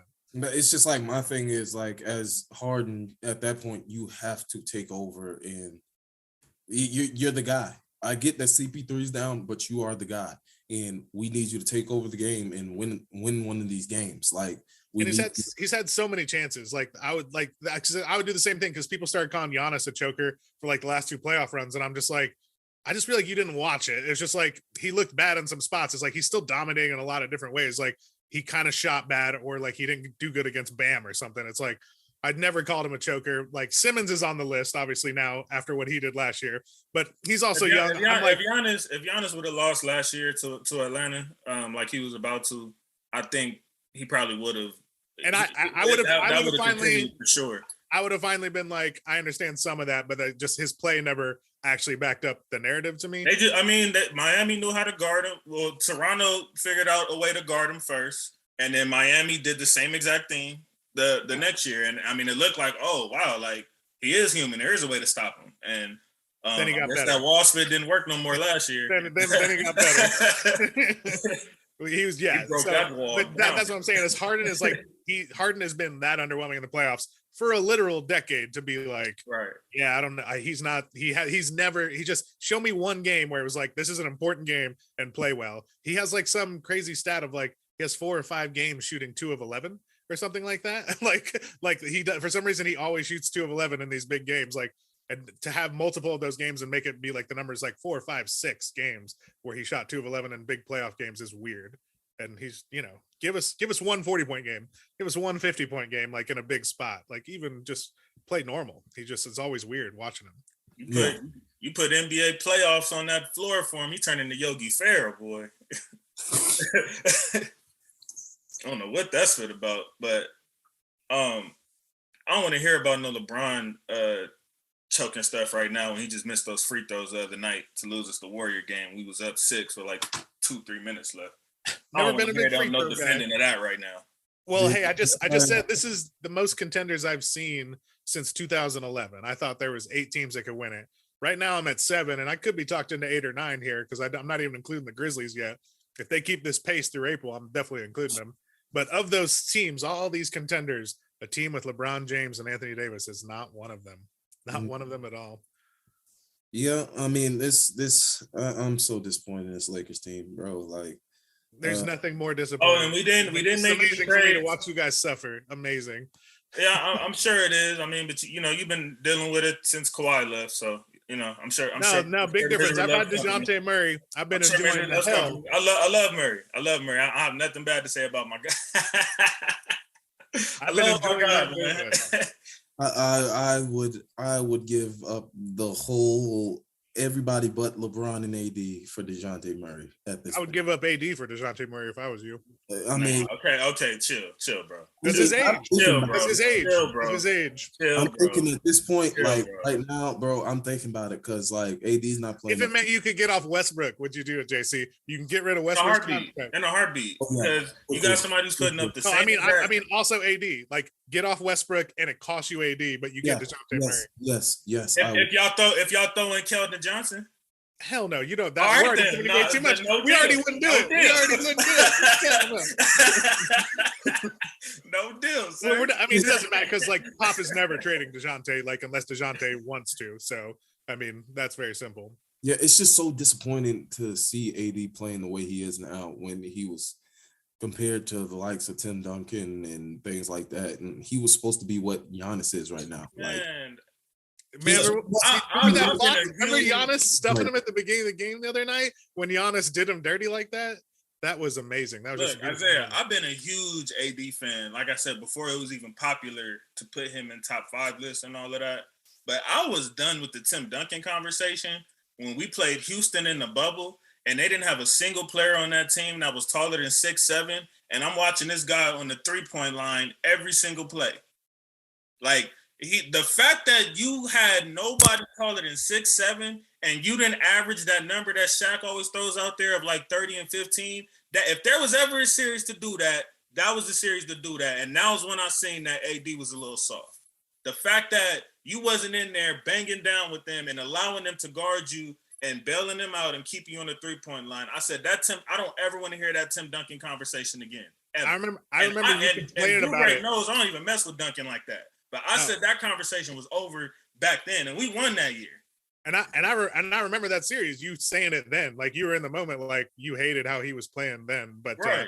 But we were also one of the two guys that like liked AD a lot when he was young. We had him higher on people's list. For sure. Like we were the two people like in the chats that always held him in high regard. He was always high on him. Like, yeah, and then he looked great in the bubble. Like that bubble. But I think that's where Hart comes in. You know what I'm saying? He's got the talent. We like his talent. Talent is all there. He can do everything, but when it made me have a newfound respect for Duncan that I feel like maybe I didn't have as much before. You know what I'm saying? Because Duncan didn't let you know he was an alpha, but his team knew. You know, like right. AD, you can see like he's never going to be an alpha. There's no like passing the torch. Like people will trust in him because of his talent, but he's not a leader like that. That like he just doesn't have that thing. He doesn't have that thing. And we were just talking about last week how that Giannis and AD thing, that's over with. Like Giannis is closer to Duncan than AD is now. Oh, for sure. Giannis has an argument for second best power forward already. Like he's already in the conversation. Like he's right there. He's definitely over Pedro alone. Yeah, like Giannis. He's way better than Pedro alone. He's already got the same amount of MVPs, but he also like is a 2-time Defensive Player of the Year winner, and then has dropped a 50 piece in the final closeout game. I mean, closeout game, right? Like it's over. Like that argument is over. Ped alone is done. Ped alone is done compared to Giannis. It's over. Yeah, I think that was pretty much it as far as notables. You missed all the other stuff we talked. I mean, do you want to comment on Portland blowing it up? Your thoughts on that situation? I mean, I think we all know they were slow to. Like, I mean, the stuff that they got. I said that last week. Preach. I thought it was interesting that that because of the Bucks championship, Lillard kind of pivoted, said he wanted to try it, but he clearly gave the blessing to the front office that was just like, okay, like I get it, like because some players will hold you hostage, like LeBron, he's gonna make you exhaust resources. There's no reshifting. Like Lillard is giving his front office, like, okay, I get there's gonna be a tough couple years. The way Paul Pierce did. Remember, Paul Pierce had to go through some tough years before the KG trade. Basically, the Portland has clearly sold him on this. Like, hey, if you want to be a legend here and you do want to stay in Portland, like we can't just keep doing this CJ McCollum Nurkic version of the team, like, and just giving people money and trying to work around the edges. We have to do something big. So they've cleared the books, and now it's going to be like, all right, who wants to pair with Lillard that's disgruntled, you know? And so like, they're just keeping their options open because tying up all that money with CJ, it just defensively was never going to make sense. So like, there was always a cap. It was like, they were never going to be better than a 50-win team that could randomly have a deep run if the chips fall. If the right things happen, right? Yeah. So it was like, we all knew they should have traded CJ like 2 or 3 years ago when we all were like, yeah, long-term probably isn't going to work. You know, but and so they held on too long, and now they didn't get enough value. But and that's the same problem the Wizards had. They took too long to blow up that wall and Beal thing. Same shit. And then just the Beal thing throughout has been weird. Like just the Beal years have been very strange, but the Wizards themselves have always had a weird history. Like they can't do anything normal. Like they can't do tanking normal. They can't do playoffs normal. Like they can't. Like it's always there's just such a weirdness. Like. And I liked that trade. People were like criticizing Dallas. I was like, listen, it's so clear. Luka, the Porzingis. I didn't understand that. What is Dallas doing? I totally with Dallas on that. Luka and Porzingis don't like each other. They've never liked each other really? From the beginning. We were like, this will work. They're two white Europeans, and they immediately were like, I have to say it, bro. They were like immediately like, I hate this match dude. made in heaven. We all said they were like a match made in heaven. They immediately were like, I hate this dude. I am not like him at all, dude. Like they don't like each other. Have never liked each other. So the fact that they got off him, like this is Porzingis' value is pretty high right now. As high as it's been. He's not hurt, even though he might be hurt right now. But they got rid of him. don't get me wrong, Bertans and Dinwiddie aren't great, but at least they're more movable contracts. And it's just, again, look how Luke has played since they got rid of him. Luke has been like, thank you. My fantasy team is thanking that trade, right? Yeah. I mean, it's very simple. You're building around Luka. If Luka says, fuck that guy, then you trade him. Like, right. Okay, so look, real quick question before you go, Isaiah. Porzingis and Luka don't get along. Carlisle and Luka don't get along. Is it time to start, maybe side-eyeing Luka? Like, I think he already has been. I think this has been the season of side-eyeing Luka. He's been questioned about his weight. He has been questioned about everyone's around has been fired. Like, there's questions about the Mavs, but like he still has time, but it is definitely like, I mean, like you said, he's butted heads, but it helps that they're winning and Jason Kidd and him are getting along well. Right. Yeah, I love that fit for them. I love that fit for them. I like it because his numbers are taking a step back, but they've been better. Like their defense is good randomly. Right. I don't know about Jason Kidd long term. He's done some other dumb things as a coach, but if again, you're building around Luka, whatever. Luka, I think this is his first kind of young core that he's had though. No, He's with the Bucks. Who do you think coached young Giannis? Who do you think just coached the young core? I forgot about that. Like the champion, the core that would grow. He's the one who made Giannis a point guard. Giannis got all his playmaking from when Kidd. Well, no, not initially, because remember he tried to bring Carter Williams in there and kind of use him as the, that's. No, but I want him to kind of be like how I was. So not immediately. He was the first one that like positionally did the Ben Simmons with Giannis, like, because I remember he had like fantasy eligibility as a point guard because Jason Kidd was like, he's the point guard now. Like he did it like halfway through the season. And it helped Giannis grow, but the team wasn't good because of it. So like you said, Luka and Porzingis didn't like each other. Who's the better player? Luka by a mile right now. So and the things he doesn't like Porzingis was the one who like was the lazier one, doesn't work, hasn't improved his game. Like he does all the weird, like I care about being an NBA star. Man, more. Tell us how you feel, dude, Bray. I'm just saying that's it's been documented. It's been documented. Like you're not wrong, though. They said there was even a thing like Porzingis didn't agree to do this Dallas charity thing about making free throws or threes or something because he was like, I don't know if I'm going to be here all year. Like Porzingis knew, he never liked it. Like it was always a weird fit. Like you said, when they first got traded, we all said, "Oh man, the two white Europeans are gonna love it." And then basically immediately they were like, "I don't like this guy. He's not." We should be side-eyeing Porzingis too, because I mean, obviously it was easy to point the finger at the Knicks at the time because it's the Knicks, but it's like, I mean. Well, now the Knicks are being like, now you're on a worse team. So it's like, also the Knicks are going to be like, hey, we got a lot more for Porzingis than they did. Right. We traded high on Porzingis. We knew it was kind of like, hey, we kind of overrated him because of his skill set when he was a rookie. Some guys don't improve that much, and he lost some of his mobility, and sometimes it matters. I remember they were calling him like the next Dirk. Well, beyond Dirk, Kevin Durant nicknamed him the unicorn. Like that became the thing is stretch fives who could actually defend the paint. That was his theoretical thing, but it was like no one wanted to bring up that he was an awful rebounder or that he just like a lot of young guys get blocks, but they're not actually good at defense. Like, like he just jumped a lot and was long. You don't know how many times I have seen this guy get 5 rebounds or less at 7'3", bro. Like that's just he should be arrested for the money he's stealing from the NBA, bro. Like it doesn't make any sense. Like he said, he doesn't improve and he keeps sitting out on the wing trying to be some shooter that, I mean, I get it. Yeah, you can shoot well for your size, but you are not a shooter, bro. Yeah, he ain't that good. That's the thing is like, he's like not that good of a shooter. Like he's like a guy that can hit shots. Not like if he was like elite, it could be like, oh, that's interesting. But it's like, he's not that good at defense like we thought he was when he was younger because he lost a lot of mobility. He never got stronger. So it's like you can't be slower and then also not get stronger. And then he's never become like, oh, he can really shoot like Dirk. Like Dirk was like a 40% guy when he was like doing it. Like Porzingis is like, we see him shoot 35% from 3 and we're like, wow, what an amazing feat. And it's like, he definitely doesn't shoot that good now, I don't think. I don't know. I'm just saying that. I should look it up. I'm going to look it up. I know he isn't for his career. I know that's a fact. Is there anybody yeah, hold on. He's shooting 28% from 3 this year. So, yeah. Like, and I was right. I guess just 35% on his career. That's what he is. Yeah, I mean, we get excited about that.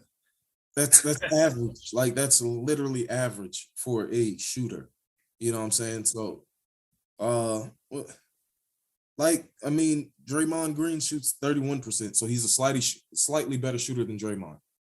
Except not this year because he's at 28 right now. So Yeah, like, exactly. And they just traded him during the season. He's shooting this bad, and people think he's still kind of good. It's like, look, Bertans can at least shoot, and Dinwiddie can. He's Jalen Brunson insurance. Like I said, I thought it was smart for Dallas, smarter than other people thought, just to get away from Porzingis, because Porzingis also just got hurt. Like his value might be like John Wall's here, like in a heartbeat, if he gets one more injury.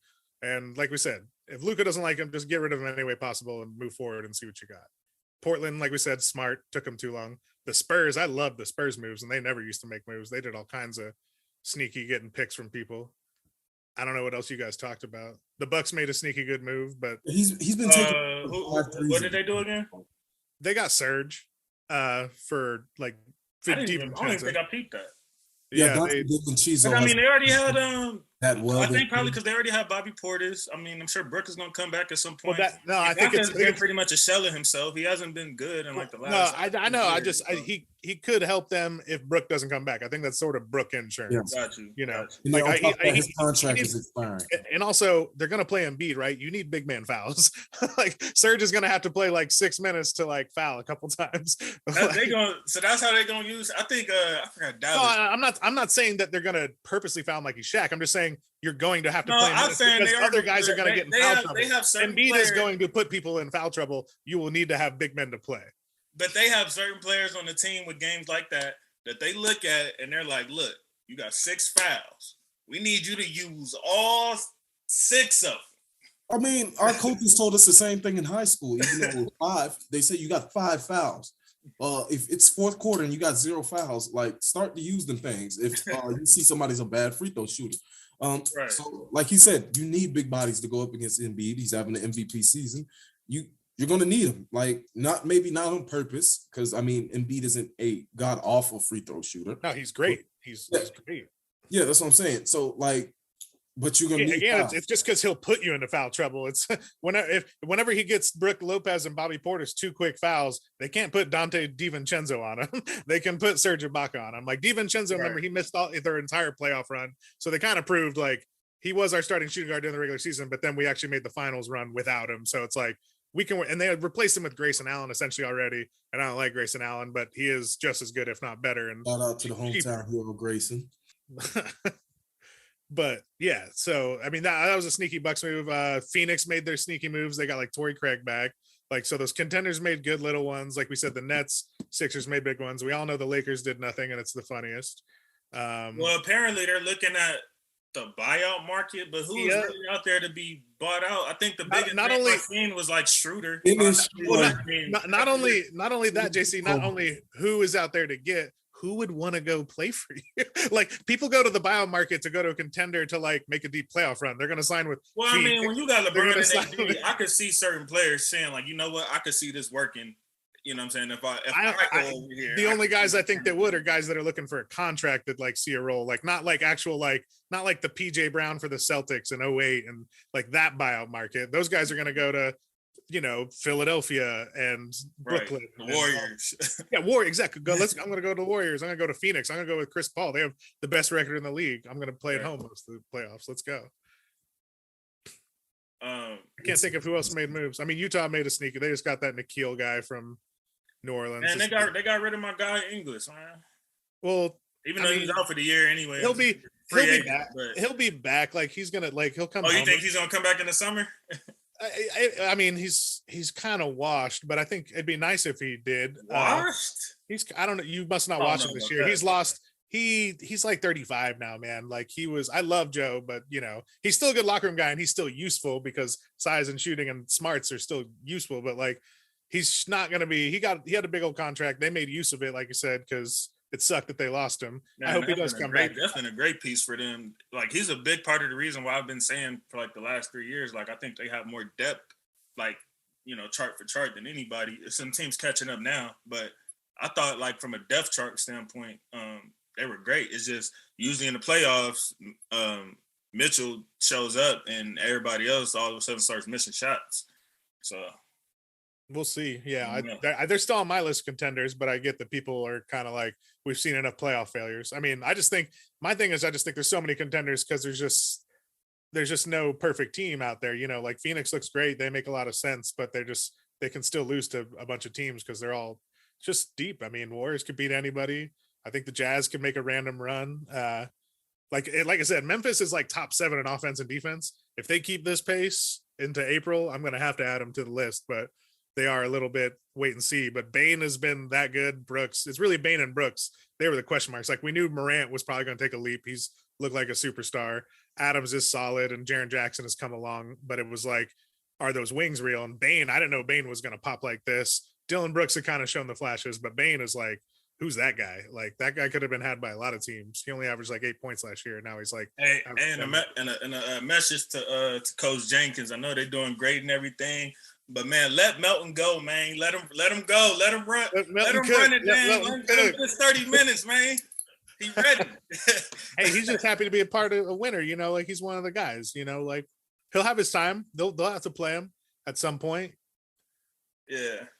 In case y'all know, I'm talking about my little cousin, Anthony Melton. I think he was kind of having the same kind of issues in Phoenix. They, you know, I think he did end up starting like 20 games. You know, and he had good numbers for the time, but his per 36 numbers are like always off the roof, and it's like it's been tough for a coach to really just let him, you know what I'm saying, just let him go. I think he could easily 20 a game, you know, like 25-5 or something like that with like damn near a couple steals. Like I think that's his range right now. If you was to just let him go full throttle, but you know, that coach they have, he kind of he's got to sit behind John Morant. Everybody on the roster. He's gonna have to sit behind John Morant for a little bit. Is the thing? But he's a combo guard, so he doesn't have to be a point. Like he can. But I'm just saying. But Ja isn't like a pure. You said like 25-5. I'm just like Ja kind of like is the dynamic, like, you know, like. Oh no, I didn't mean 20. I didn't mean 25 a game. I meant 25 rebounds, 5 assists. That's doable even with Morant on your team. Because I think he not with Bane, buddy. Bane is the real deal. Bane can shoot. That boy's mean, and he can play defense. I mean, I like Bane. I like Bane. I don't want to go too hard on his team because I don't want to get him in trouble of who I really don't like. But it's not Bane. I think you guys can read between the lines of who I'm talking about. What, are you talking shit about Kyle Anderson? Nah. I like Anderson. I mean, who takes 30 shots a game? And I'll just leave it at that. Oh, you don't like John Morant? I'm sorry that he's a superstar. Oh, yeah, that man's a superstar, bro. No, it's not Morant. There's somebody else on that team. I don't know if you guys probably don't watch me Memphis games, but check out their games and tell me who you see taking the most shots. So you don't like Dylan Brooks? I plead the fifth. Oh man! All right, Isaiah. Go ahead. I got Oregon. Man, Isaiah, go. We could get started on your on your smoke, man. You got your backup now. Give me this case for Jokic as the best Denver player ever. I want to hear this. He's already taken them to Western Conference Finals. He's already been MVP. Mm-hmm. He's about to probably win possibly his second MVP. No, he's not. But go ahead. Okay. I mean, that's all. Western Conference Finals and MVP. That's all he really needs to be better than Melo. Melo's been to the Western Conference Finals. He ran into the Lakers. The only reason Jokic hasn't is because 3 or 4 other people got hurt first. So what else you got? No, real simple. Here it is. Here's very simple. Guess how many playoff games Carmelo played in his entire Nuggets career? I mean, he went every year he was there, so I'm sure. And he lost in the first round every year until he got Chauncey Billups, who went to the conference finals every year he played, basically. Okay, but look, you got how many top picks coming to the league? I'm not done. Okay, hold on. I wasn't done. Hold on. Carmelo Anthony, 45 playoff games. Guess how many Nikola Jokic played? How many? 43.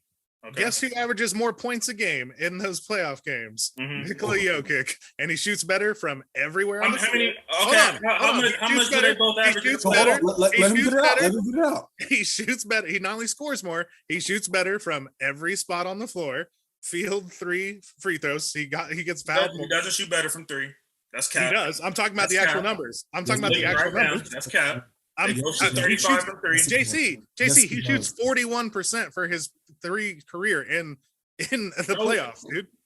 Oh, okay. You're saying in the playoffs. Okay, I didn't look at those numbers yet. Okay. You forget the playoffs. I bet you regular season he's better too. No, he's not. They both shoot 35%. It sounds good, but you can look it up. They both shoot 35%. Okay, you're right. One is a center and one is a small forward. The playoffs. I still said playoffs. And that's the NBA today. Everybody's shooting threes. That's not like, you can't say that no more. This ain't 2010. I'm talking about shooting better. Anyways, still, again, more points. He shoots better from everywhere. More assists, more rebounds, and rates as a better defender. And he's already done more in his time there. So it's really no argument. What is the more that he's done? Again, I just told you he's already played the same amount of games with better numbers across the board, won an MVP, is in the conversation every year to be like all NBA first or second team. Melo was not. Okay, so what was Jokic doing when he first got to Denver? He was a second round pick. He wasn't even the guy. He was a second round Melo went to the pick. playoffs immediately as a top pick. That doesn't even happen. Melo went to the playoffs because they had an army of Kenyon Martin and Marcus Camby defenders around him, like Andre Miller and like J.R. Smith, an army of guys that could ball. Like Carmelo. He was there. He was there. Straight out of high school. Okay, so that's who you're using. All right, go ahead. No, I said Marcus Camby, who won a Defensive Player of the Year, and Kenyon Martin, who was a guy who could literally guard Shaq and Kobe. Like, he was that type of defender. He was a Draymond before a Draymond. Like, I mean, to act like Melo carried them is just silly. And again, it doesn't matter. Carry them to the playoffs. I never used the term carry. I used the term that he made the playoffs every single solitary year that he was in Denver. That's what I used. Well, here's what's happened with Jokic. Jokic, without any all-star help for 3 years in a row, has won a playoff round every single year, something Carmelo Anthony took him 10 years to do. He's already won more. He's, again, how can you even compare him? In 3 playoff rounds, Jokic has matched Melo's entire career in Denver, and Jokic is way younger and has better numbers across the board. What more do you want? That's why all I brought up. Dude, how long has Jokic been? What, 6, 7? They've been there like around the same amount of time. You're saying now like Jokic was there like 3 years and Melo was there like 10. Melo was only there like 7 years. Melo was there. Hold on. Melo's probably not been on Denver as long as he was. He got traded. He got traded in the middle of his 8th season. And he was traded in 2010. Listen, I'm telling you the truth. He got traded in the middle of his 8th season, and Nikola Jokic is in the middle of his 7th. So again, I don't know about that more stuff. He hasn't won nothing since he's been there. Like, he's done the same benefit Melo has done. No, hold on. I didn't say he had. Hold on, listen. And he ran into a way better team. He ran into a way better team than what the hell Jokic saw. Wait, what are you talking about? Jokic, think about the teammates. Carmelo Anthony lost in the first round with Allen Iverson every year when Iverson was still good, and then got to play with Chauncey Billups, another All-Star. Jokic, hold on, listen. Jokic has played with 0 All-Stars, 0, and he's made 1 playoff series every single year. Is the only All-Star in his team. So are y'all admitting that Jamal Murray's a bum then? Because I mean, did I say he was a bum? No. I'm talking about how overrated he is all the time, but now all of a sudden, you know what I'm saying? Nobody's talking about it. Where is he right now? Has he played it all this year? Thank you. He's hurt now. I'm saying, but he was there for those playoff runs. And guess what? Didn't he average like 40 points down there in the playoff series? Hold on. JC, which duo has a better record? Nikola Jokic and Will Barton, or LeBron James and Anthony Davis? Who's got a better record? Jokic wins? Answer his question. I don't even know. It's relevant because guess what? If Carmelo Anthony's best teammate was Will Barton, he'd be trash because we've seen it be trash. That's the point. Ain't this like the first season or two that he didn't have? He's had Murray like in those runs that you're praising right now of the Western Conference Finals and all of that. So Murray was there. Like I said, he averaged 40 a game in that first series, and then they lost us. They lost us. Is Jamal Murray a top 5 point guard? He's not even top 15. No, what does that have to do anything? Well, how about this? Again, JC. So was Allen Iverson a top 5 guard when he was playing with Iverson was like a few years from retiring, bro. He was damn near done. He was averaging 26 and 7 next to Melo. averaging 26. And Yeah, 7. but Iverson and Melo, that just wasn't a good fit. Clearly, Billups is not a better player than Iverson, but he was a better player for what they were trying to do at that time. Hold on. Carmelo When the trade initially happened, everybody had written them as the biggest contenders in the West. Bro. Because I mean, I could see that at that time, but after it transpired, that was just not a good fit. So hold on, you said Al you got two ball dominant players who need the ball in it. What was Chauncey Billups when he played with Melo? Chauncey Billups had a way better aura to him as far as already having a championship, being a way better locker room guy. Are these not facts? Okay. I mean, it showed in the play. It was a way better fit for Melo than Iverson was. Speaking of locker room guys, speaking of locker room guys, how come Melo's not getting that held against him? Like, he's the one that was bad. And again, it doesn't matter. Name one thing in the playoffs. How was Melo a bad locker room guy? JC, name one thing Melo did better in the playoffs than Jokic. Name one thing. Just name one thing. He's for sure a better scorer. I don't care. He's not. I asked you what was the point differential with the playoff that you're talking about? You kept trying to keep going. I didn't hear you. Let me go back. Okay, Carmelo. You pull up Jokic and I got Melo. Nothing better than Melo. You pull up Jokic and I got Melo. He don't do nothing better than him. He literally does. He's not a better post player. He's not a better shooter. You just said he wasn't a better post player. What do you think Carmelo Anthony was? JC, what games are you watching? My God, what games are you watching? Jokic is one of them players who uses his size. You can't host a size to get what he needs, but he was not a more skilled post player than Melo was. You cannot host a podcast about sports and run around saying Nikola Jokic isn't a better post player than Carmelo Anthony. He is not more skilled than Melo in the post. Period. Oh my God. My God. I gotta. JC, come on, bro. Be for real, bro. Are you dead? He still hasn't given me the numbers. I'm still waiting. Pull up Jokic. I got Carmelo. Matter of fact, Carmelo averages. I got you. What I already told you. Jokic is at 26 points a game. Melo's at 24.5, and he shoots way better. Again, shoots better everywhere. He's not even at 24.5. He's at 23.1 for his entire playoff series for 16. No, I'm doing just the Denver years. Okay. So we're even helping Melo out. So keeping the Denver years, but still, like, what are we talking about? Melo shot, what did he shoot those years? 42% from the field, like 42%, while Jokic shoots 50, and he shoots better from three. As a perimeter player versus somebody who's in the post, that's all that matters. No, Jokic shoots better from three. You can't he shoots better from three. Not for his career, he doesn't. Yeah, from the playoffs. We're talking about the playoffs when basketball matters. We're talking about when basketball matters. When Melo gets small, Jokic gets big. That's what we're talking about. I want you to realize he has years where he shot 32% from the field, 42%, 33%. That's Westbrook. He was Westbrook until he got to. This is in Denver? Yes. These are in Denver. Why do you think they were losing in the first round? You're talking about in the playoffs. Okay, I mean that's easier to happen because that could be one series. So you just called Harden a choker for this. You just called Harden a choker. You literally did. Yeah, but they both. Here's the problem. They both have the same exact amount of success as far as how far they've gone. They have the same amount of success. No, the huge difference is that they both lose to the Western Conference Finals win. So maybe if Jokic does it again, then he's already played. We can have that conversation. I don't think it's head and shoulders where you can just say, "Oh, it's not even an argument." I'm not even. Hold on, not doing that. JC, this isn't even an exaggeration. Jokic's 30th best playoff game is better than James Harden's best playoff game. Like, Jokic has been every game 26, 11, and 6, leading his teams to deeper runs. Denver Nuggets have overachieved 3 years in a row in the playoffs. They should have been like a first round exit like Melo was years ago, and they keep winning and going to like way deeper in the playoffs than any, right? All while Jokic is just carrying and putting up insane numbers that usually just don't happen. And he's already outplayed Melo's entire Denver playoff career. I will give him the numbers.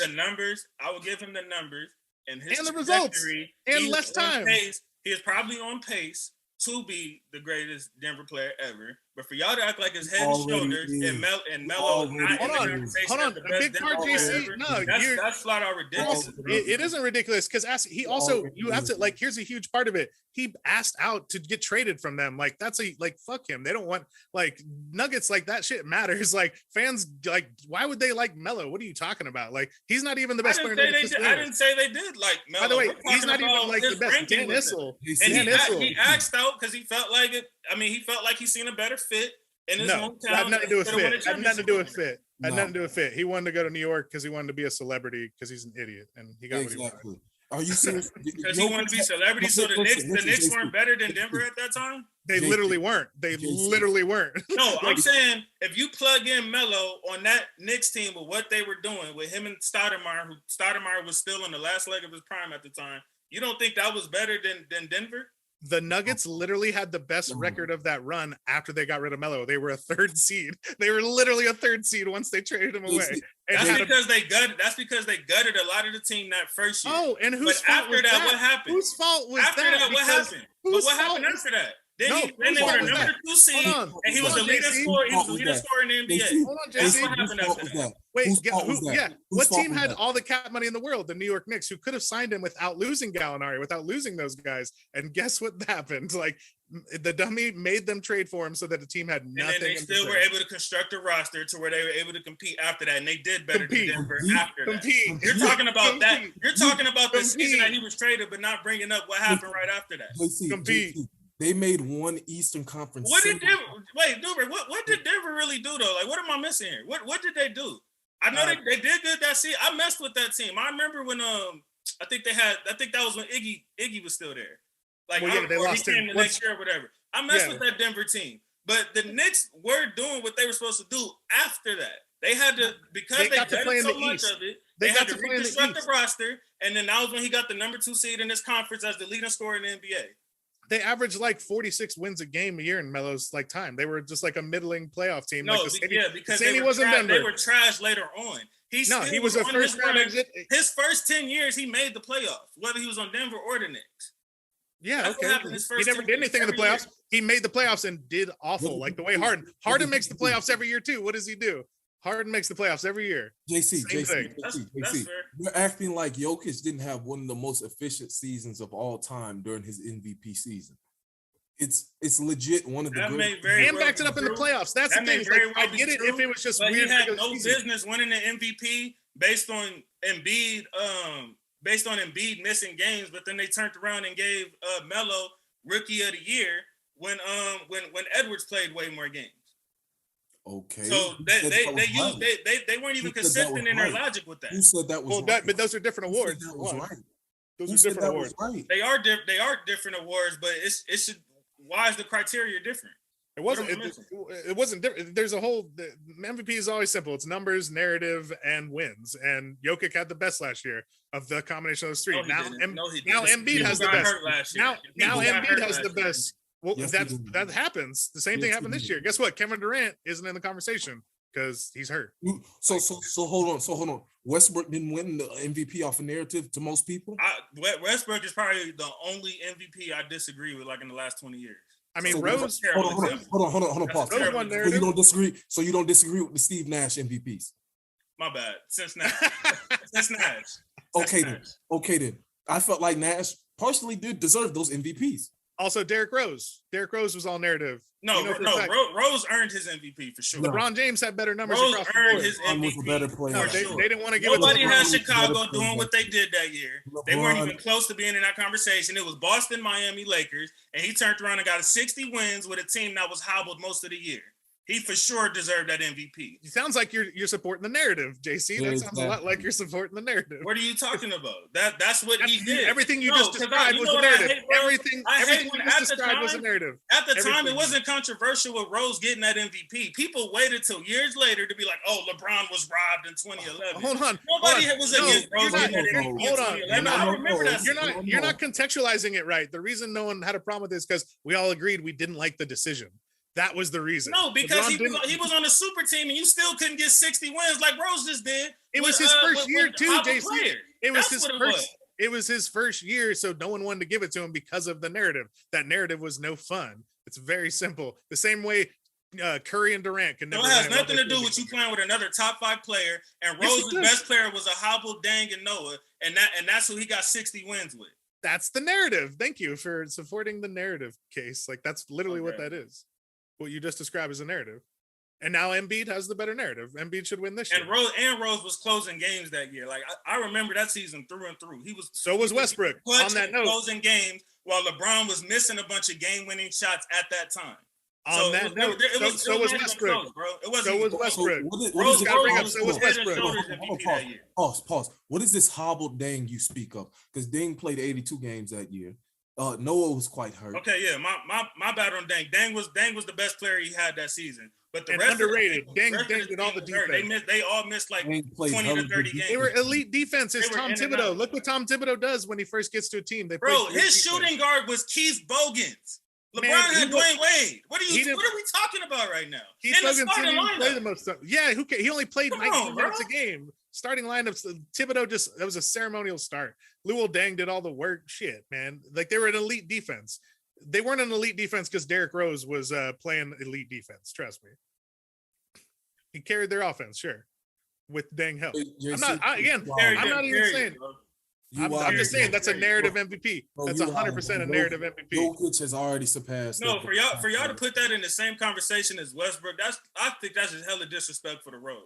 Because Westbrook, you're being ridiculous because Westbrook had better numbers than him across the board, and Westbrook was a 6 seed. Westbrook was a 6 seed, and if I'm not mistaken, that's why he had the numbers. That's what I'm saying. Also broke the triple-double record. And Rose exactly. Yeah, exactly. And a coach. He didn't have a coach. His coach was garbage. He did it with Scott Brooks or someone. Like I think it was Scott Brooks is garbage. Well, yeah, Scott Brooks is, but I think it was actually Donovan that he won it with. So, anyways. But regardless, it still doesn't matter.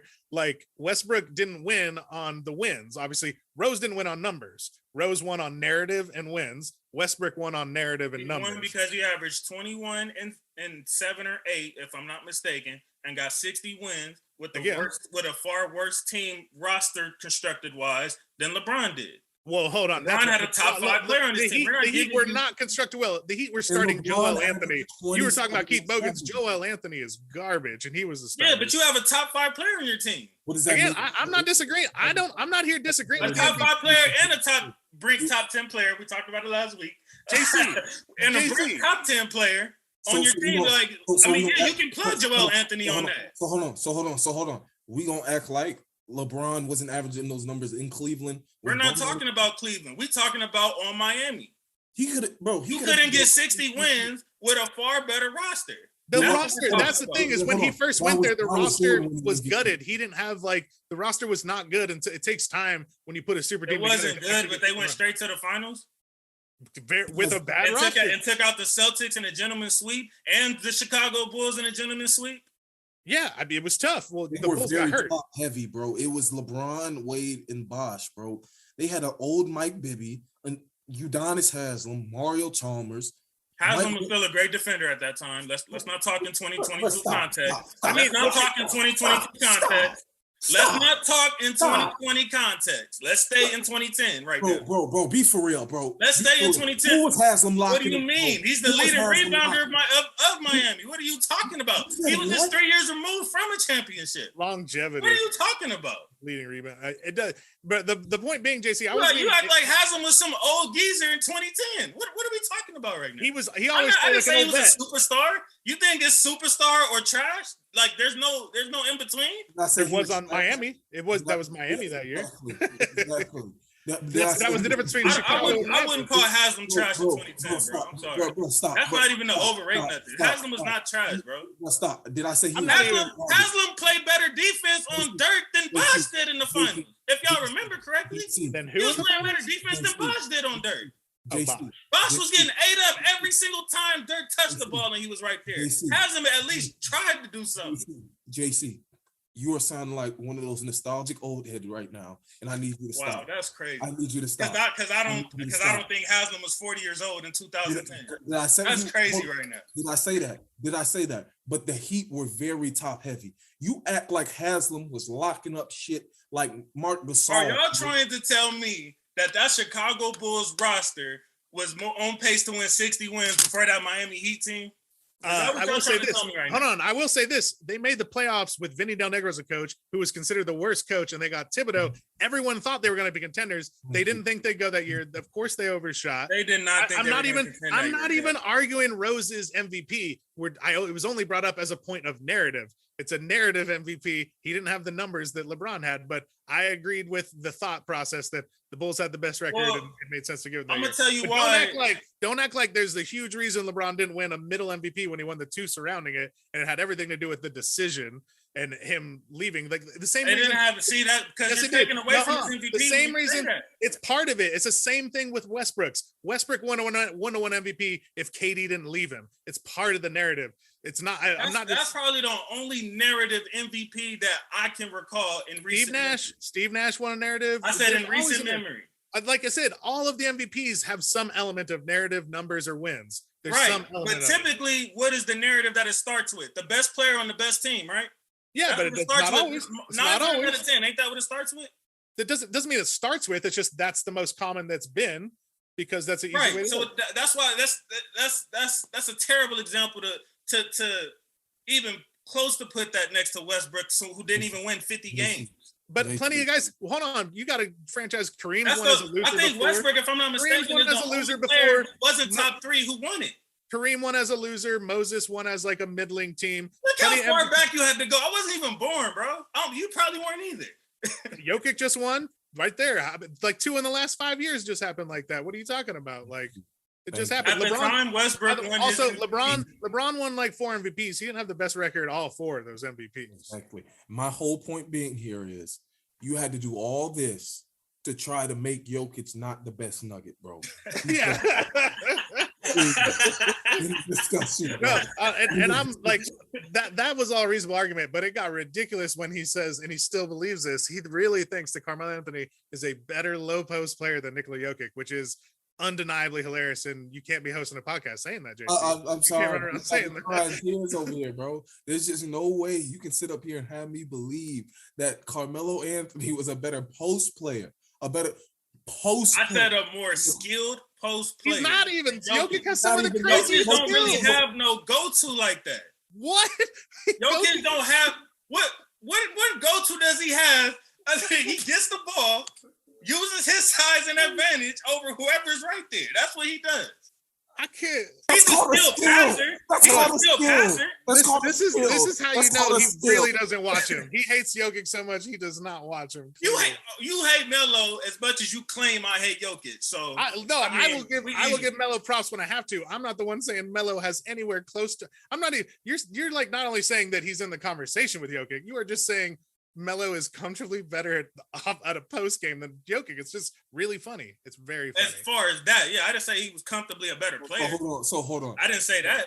Let me ask you this. It's even worse. I think there's less of an argument in the post than there is as a player, and there isn't an argument as a player. The post thing is just Melo was great in the post. That's where he made his bread and butter on that. No, he didn't. He made it as a face up in the mid range. He hated the low post. We wish he would have stayed low post like he did when he was. He immediately moved to a pump fake. They used to always talk about how he was better fit at the 4 than at the 3. Melo was a triple threat face up. I got this, Jeff. No, I got this, Jeff. All he did was that weak ass face up, kept jab, pump, jab, pump, jab. Face up, all face up. The whole fucking shot clock, and then finally shoot that weak ass mid range.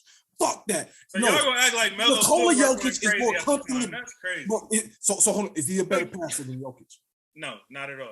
Is he a better rebounder? He's a center, but no. Basketball's basketball. Okay. He should be a better passer. Hold on. That same argument. He shouldn't be a better passer then. If he shouldn't be a better if you get the rebound. Okay, so Jokic got that. Jokic is 100 times better passer. He got everything. Better passer. Is he a better defender than Jokic? No. Okay, that's already 3 aspects of the basketball right there. The 3 main aspects. Is he a better scorer than Jokic?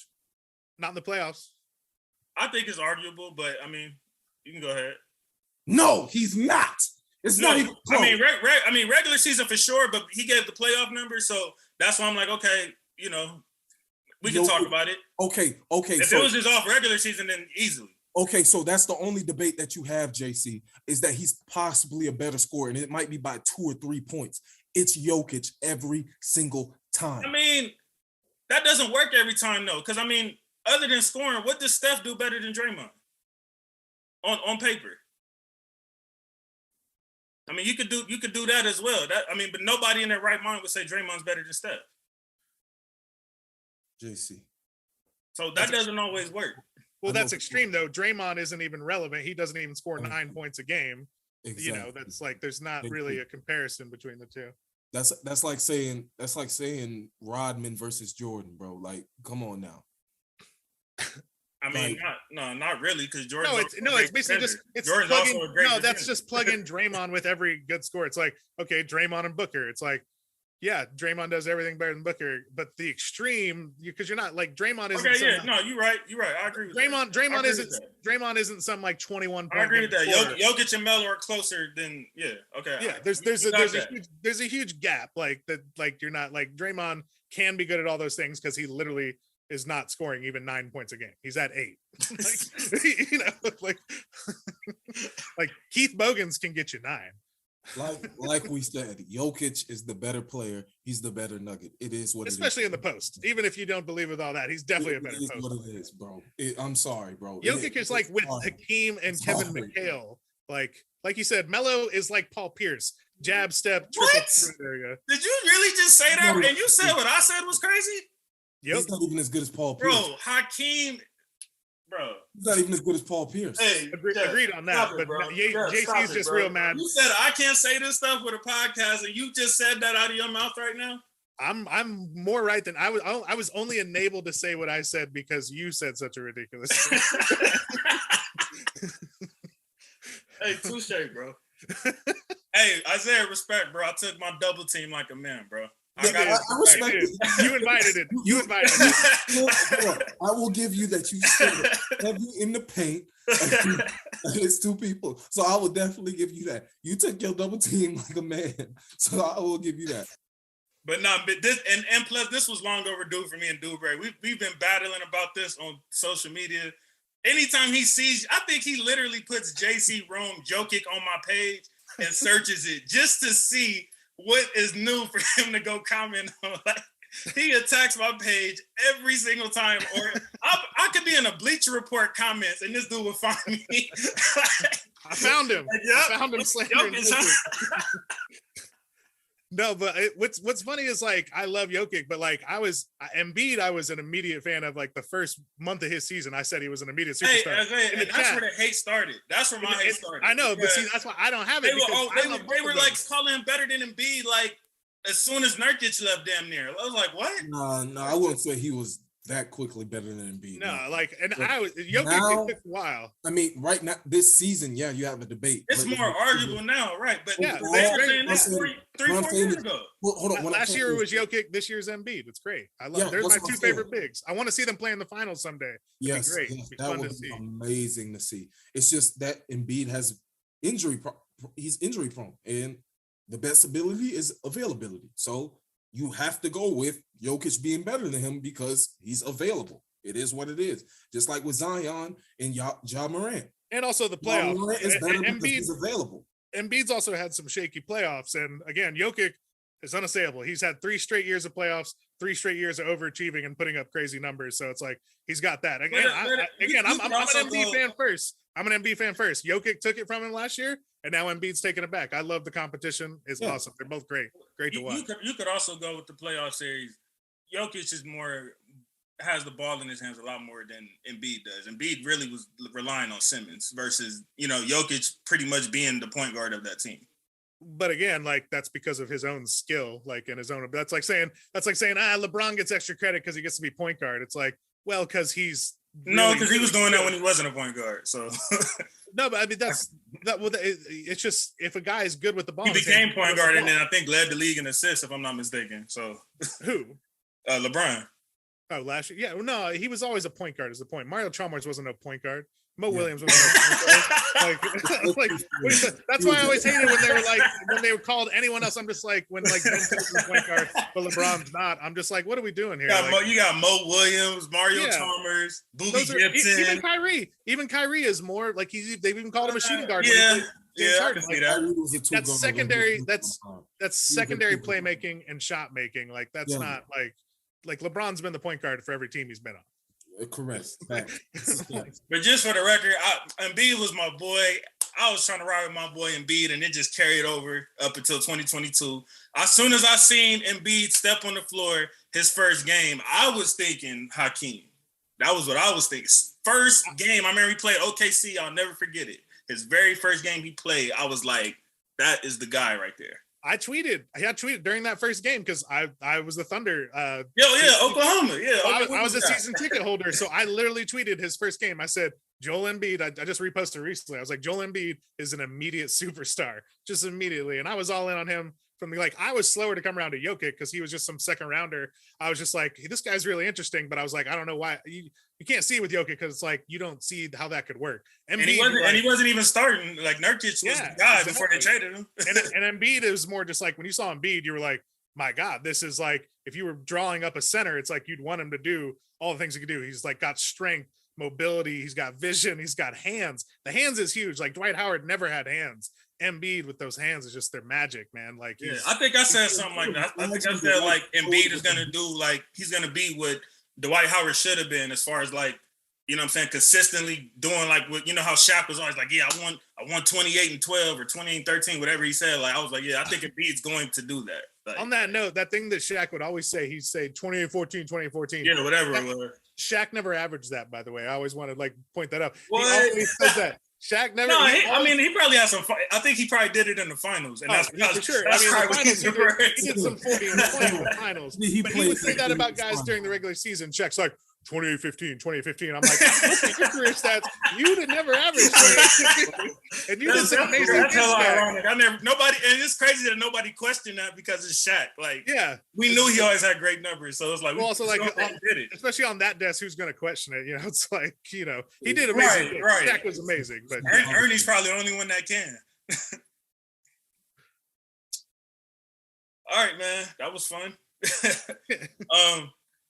We'll finish it up like this. What's you guys got any updates on the baseball lockout? I just find it real funny that they want to expect minor leaguers to report to spring training and not pay them. Like, what kind of shit is that, bro? Even at Amazon, they pay you for training, bro. Not happening. Try again. So are they going or are they not? They not messing with it? Spring training is not gonna happen, bro.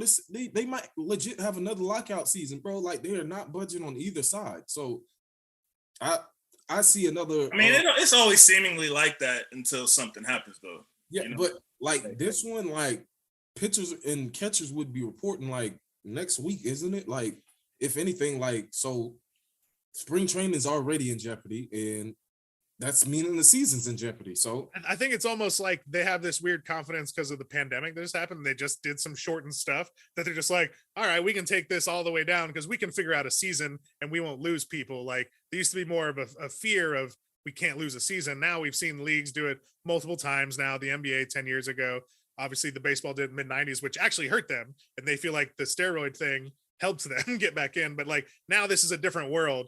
We used to care about the lockouts in a way in the 90s that now we're more like there's more player sides, and now it's just I don't know. We love our drugs, our sports drugs. We're gonna come back to it. Like baseball fans are gonna come back whenever it comes back. Like no one's gonna be like, oh, that lockout just ruined it for me, like the way they might have. I mean, doesn't it kind of hurt when as people say like they're already becoming like a dying sport? Apparently, like I mean they say that, but there's still. I mean, looking at youth stuff is bad. Like but they still get good numbers. Like they're still making money. Like the thing is they're safe because of when their season is. We got hockey, basketball, and football. We all compete with each other. And then baseball just gets the summer to play by themselves. If baseball had like those. They compete with the WNBA.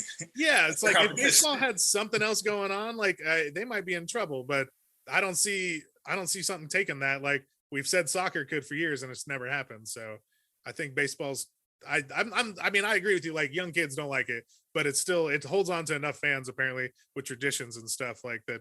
they seem to be doing good enough. But it sucks that they're going after the minor league guys. Like those guys are going to get the pinch instead of like all the rich guys. But I mean, it's just like, you know, when an NBA or NFL lockout happens, like, you know, I mean, players like LeBron, they're okay. Brady's okay. But I mean, what about that young rookie that's just coming in, or the rookie that, or the sophomore that didn't play much the year before? Like they're probably, you know, they probably are going to feel it more so than the players that are already good, so they can afford a lockout.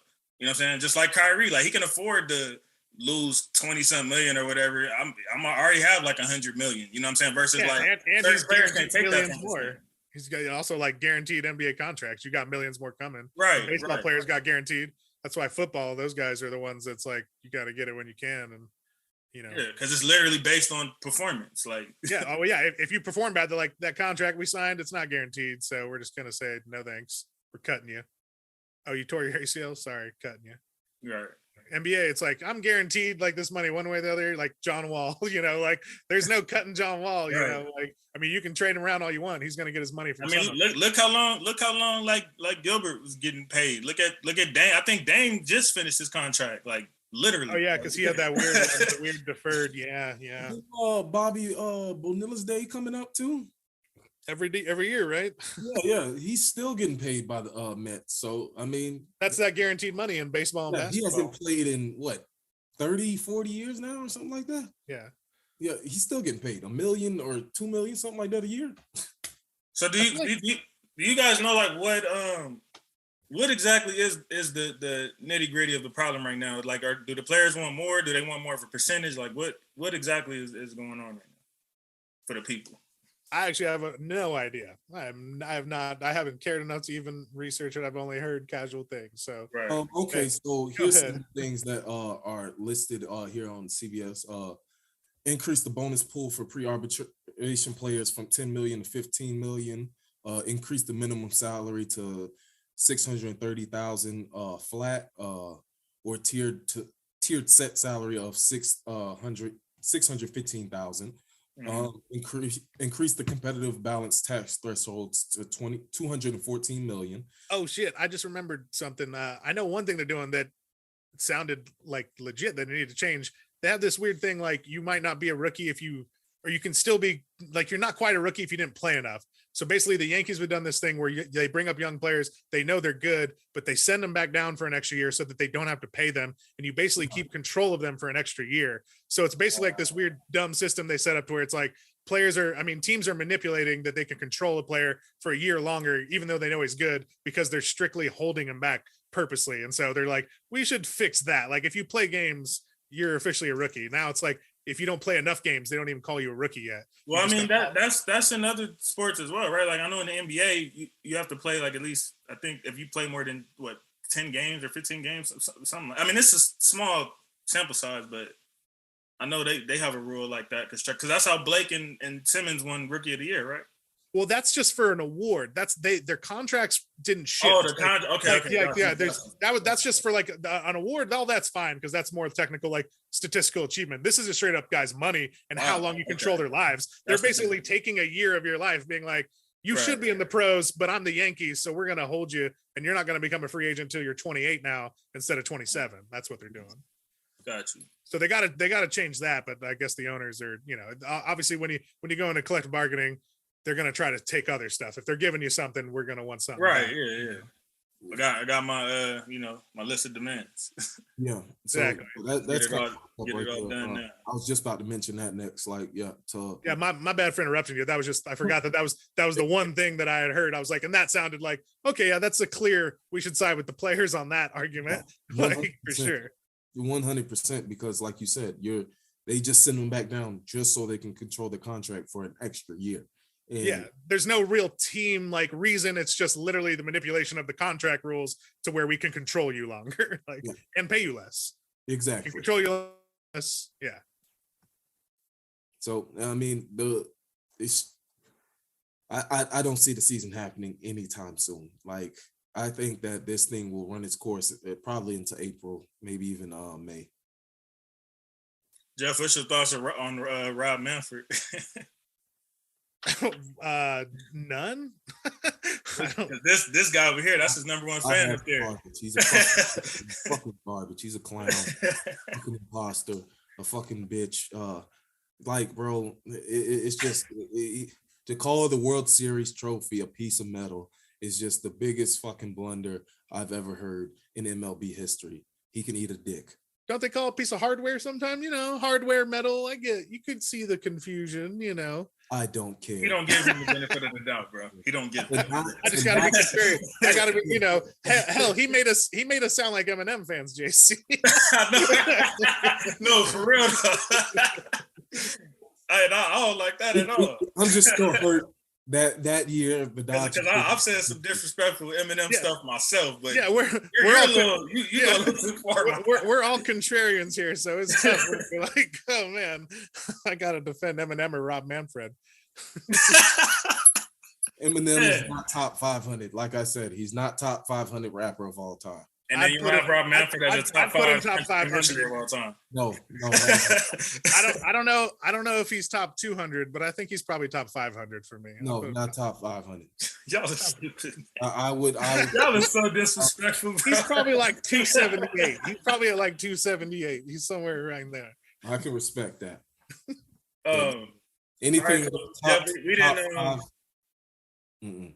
Yeah, we didn't get you on the last time we talked about it. So just real quick before we get up out of here, what's your thoughts on Barry missing the Hall for the 10th straight? Oh, that's trash. I mean, I think we didn't talk about it when it happened, but we talked about it eventually happened. Disagree with all of that. I mean, especially him. Like, I understood the voters maybe being like nuanced to some degree about like keeping Sammy Sosa out. If your argument is like what took him to the Hall of Fame was probably the juicing. But with Bonds, it was quite clear the guy was Hall of Fame, and then he changed in the late years because he's like, I'm a better hitter than these guys. Like, if I juice, I'll be like on the next level. And he was right. He juiced better than those guys juice, and he was a better hitter, better player before that. And but I'm like, forget all that nuance and keeping guys like it's a museum that keeps track of baseball history. You can't pretend they didn't exist. There's already bad people that are in there. This whole clause, it's a dumb old boys club, and they've totally failed. If you don't recognize Barry Bonds, then what's the point? Like, you can do whatever, you can talk like we think he did steroids, blah blah blah. Like, even with the guys you have evidence or not, but it's like it's kind of dumb. It's like I made the comparison that it's like keeping LeBron James out of the Basketball Hall of Fame. Would you agree? I mean, as far as quality of player, not quite. No, I'd be more, you know, I don't think Barry Bonds is like that. But he was. So you don't have him as the GOAT? Oh no, has him as the GOAT. No, I don't have him as the GOAT. No, but like I'm talking about as far as pure dominance as a the importance to the sport of a player. That's what I'm saying. I mean, his peak as a slugger was like Babe Ruth-ish, like that. I mean, that is, you're on the GOAT there, and he was I mean, just resume and all the other stuff in locker room, he wasn't necessarily great. That's why it's like a top 10 guy. It has that feeling of like, either way, it's like, especially for a thing that's so obsessed with records and numbers, it's like Barry Bonds, he's got the top of a lot of ones you care about. Like, or no matter how he got him, he didn't cheat to get him. Like, of course, we think steroids is cheating or whatever. Like, but it's like, and then that's another thing we brought up. Like, he never tested positive, right? On top that's of that. Exactly. So it's all like nuance, like opinion at that point. So it's like, yeah, it's kind of like if they're not gonna have Roger Clemens in it, or even that guy that really sucks. Bomani Jones talked about him. That pitcher with the bloody sock, you know, like. That guy like really sucks off the field, but like Curt Schilling, I think. Yeah, Curt Schilling, shitty person, but he's a damn straight Hall of Famer. Like, you know, for them to allow David Ortiz in the Hall of Fame and he got caught with PEDs is just wild. No, Ortiz. That one. He only came out in one article, and that was one that the New York Times kind of fumbled. Actually, I feel like Bonds has worse evidence than Ortiz, but still, Ortiz, like, yeah. Ortiz was part of one that they didn't go as hard on for whatever reason. Voters haven't. I forget. It's like whoever followed up with the New York Times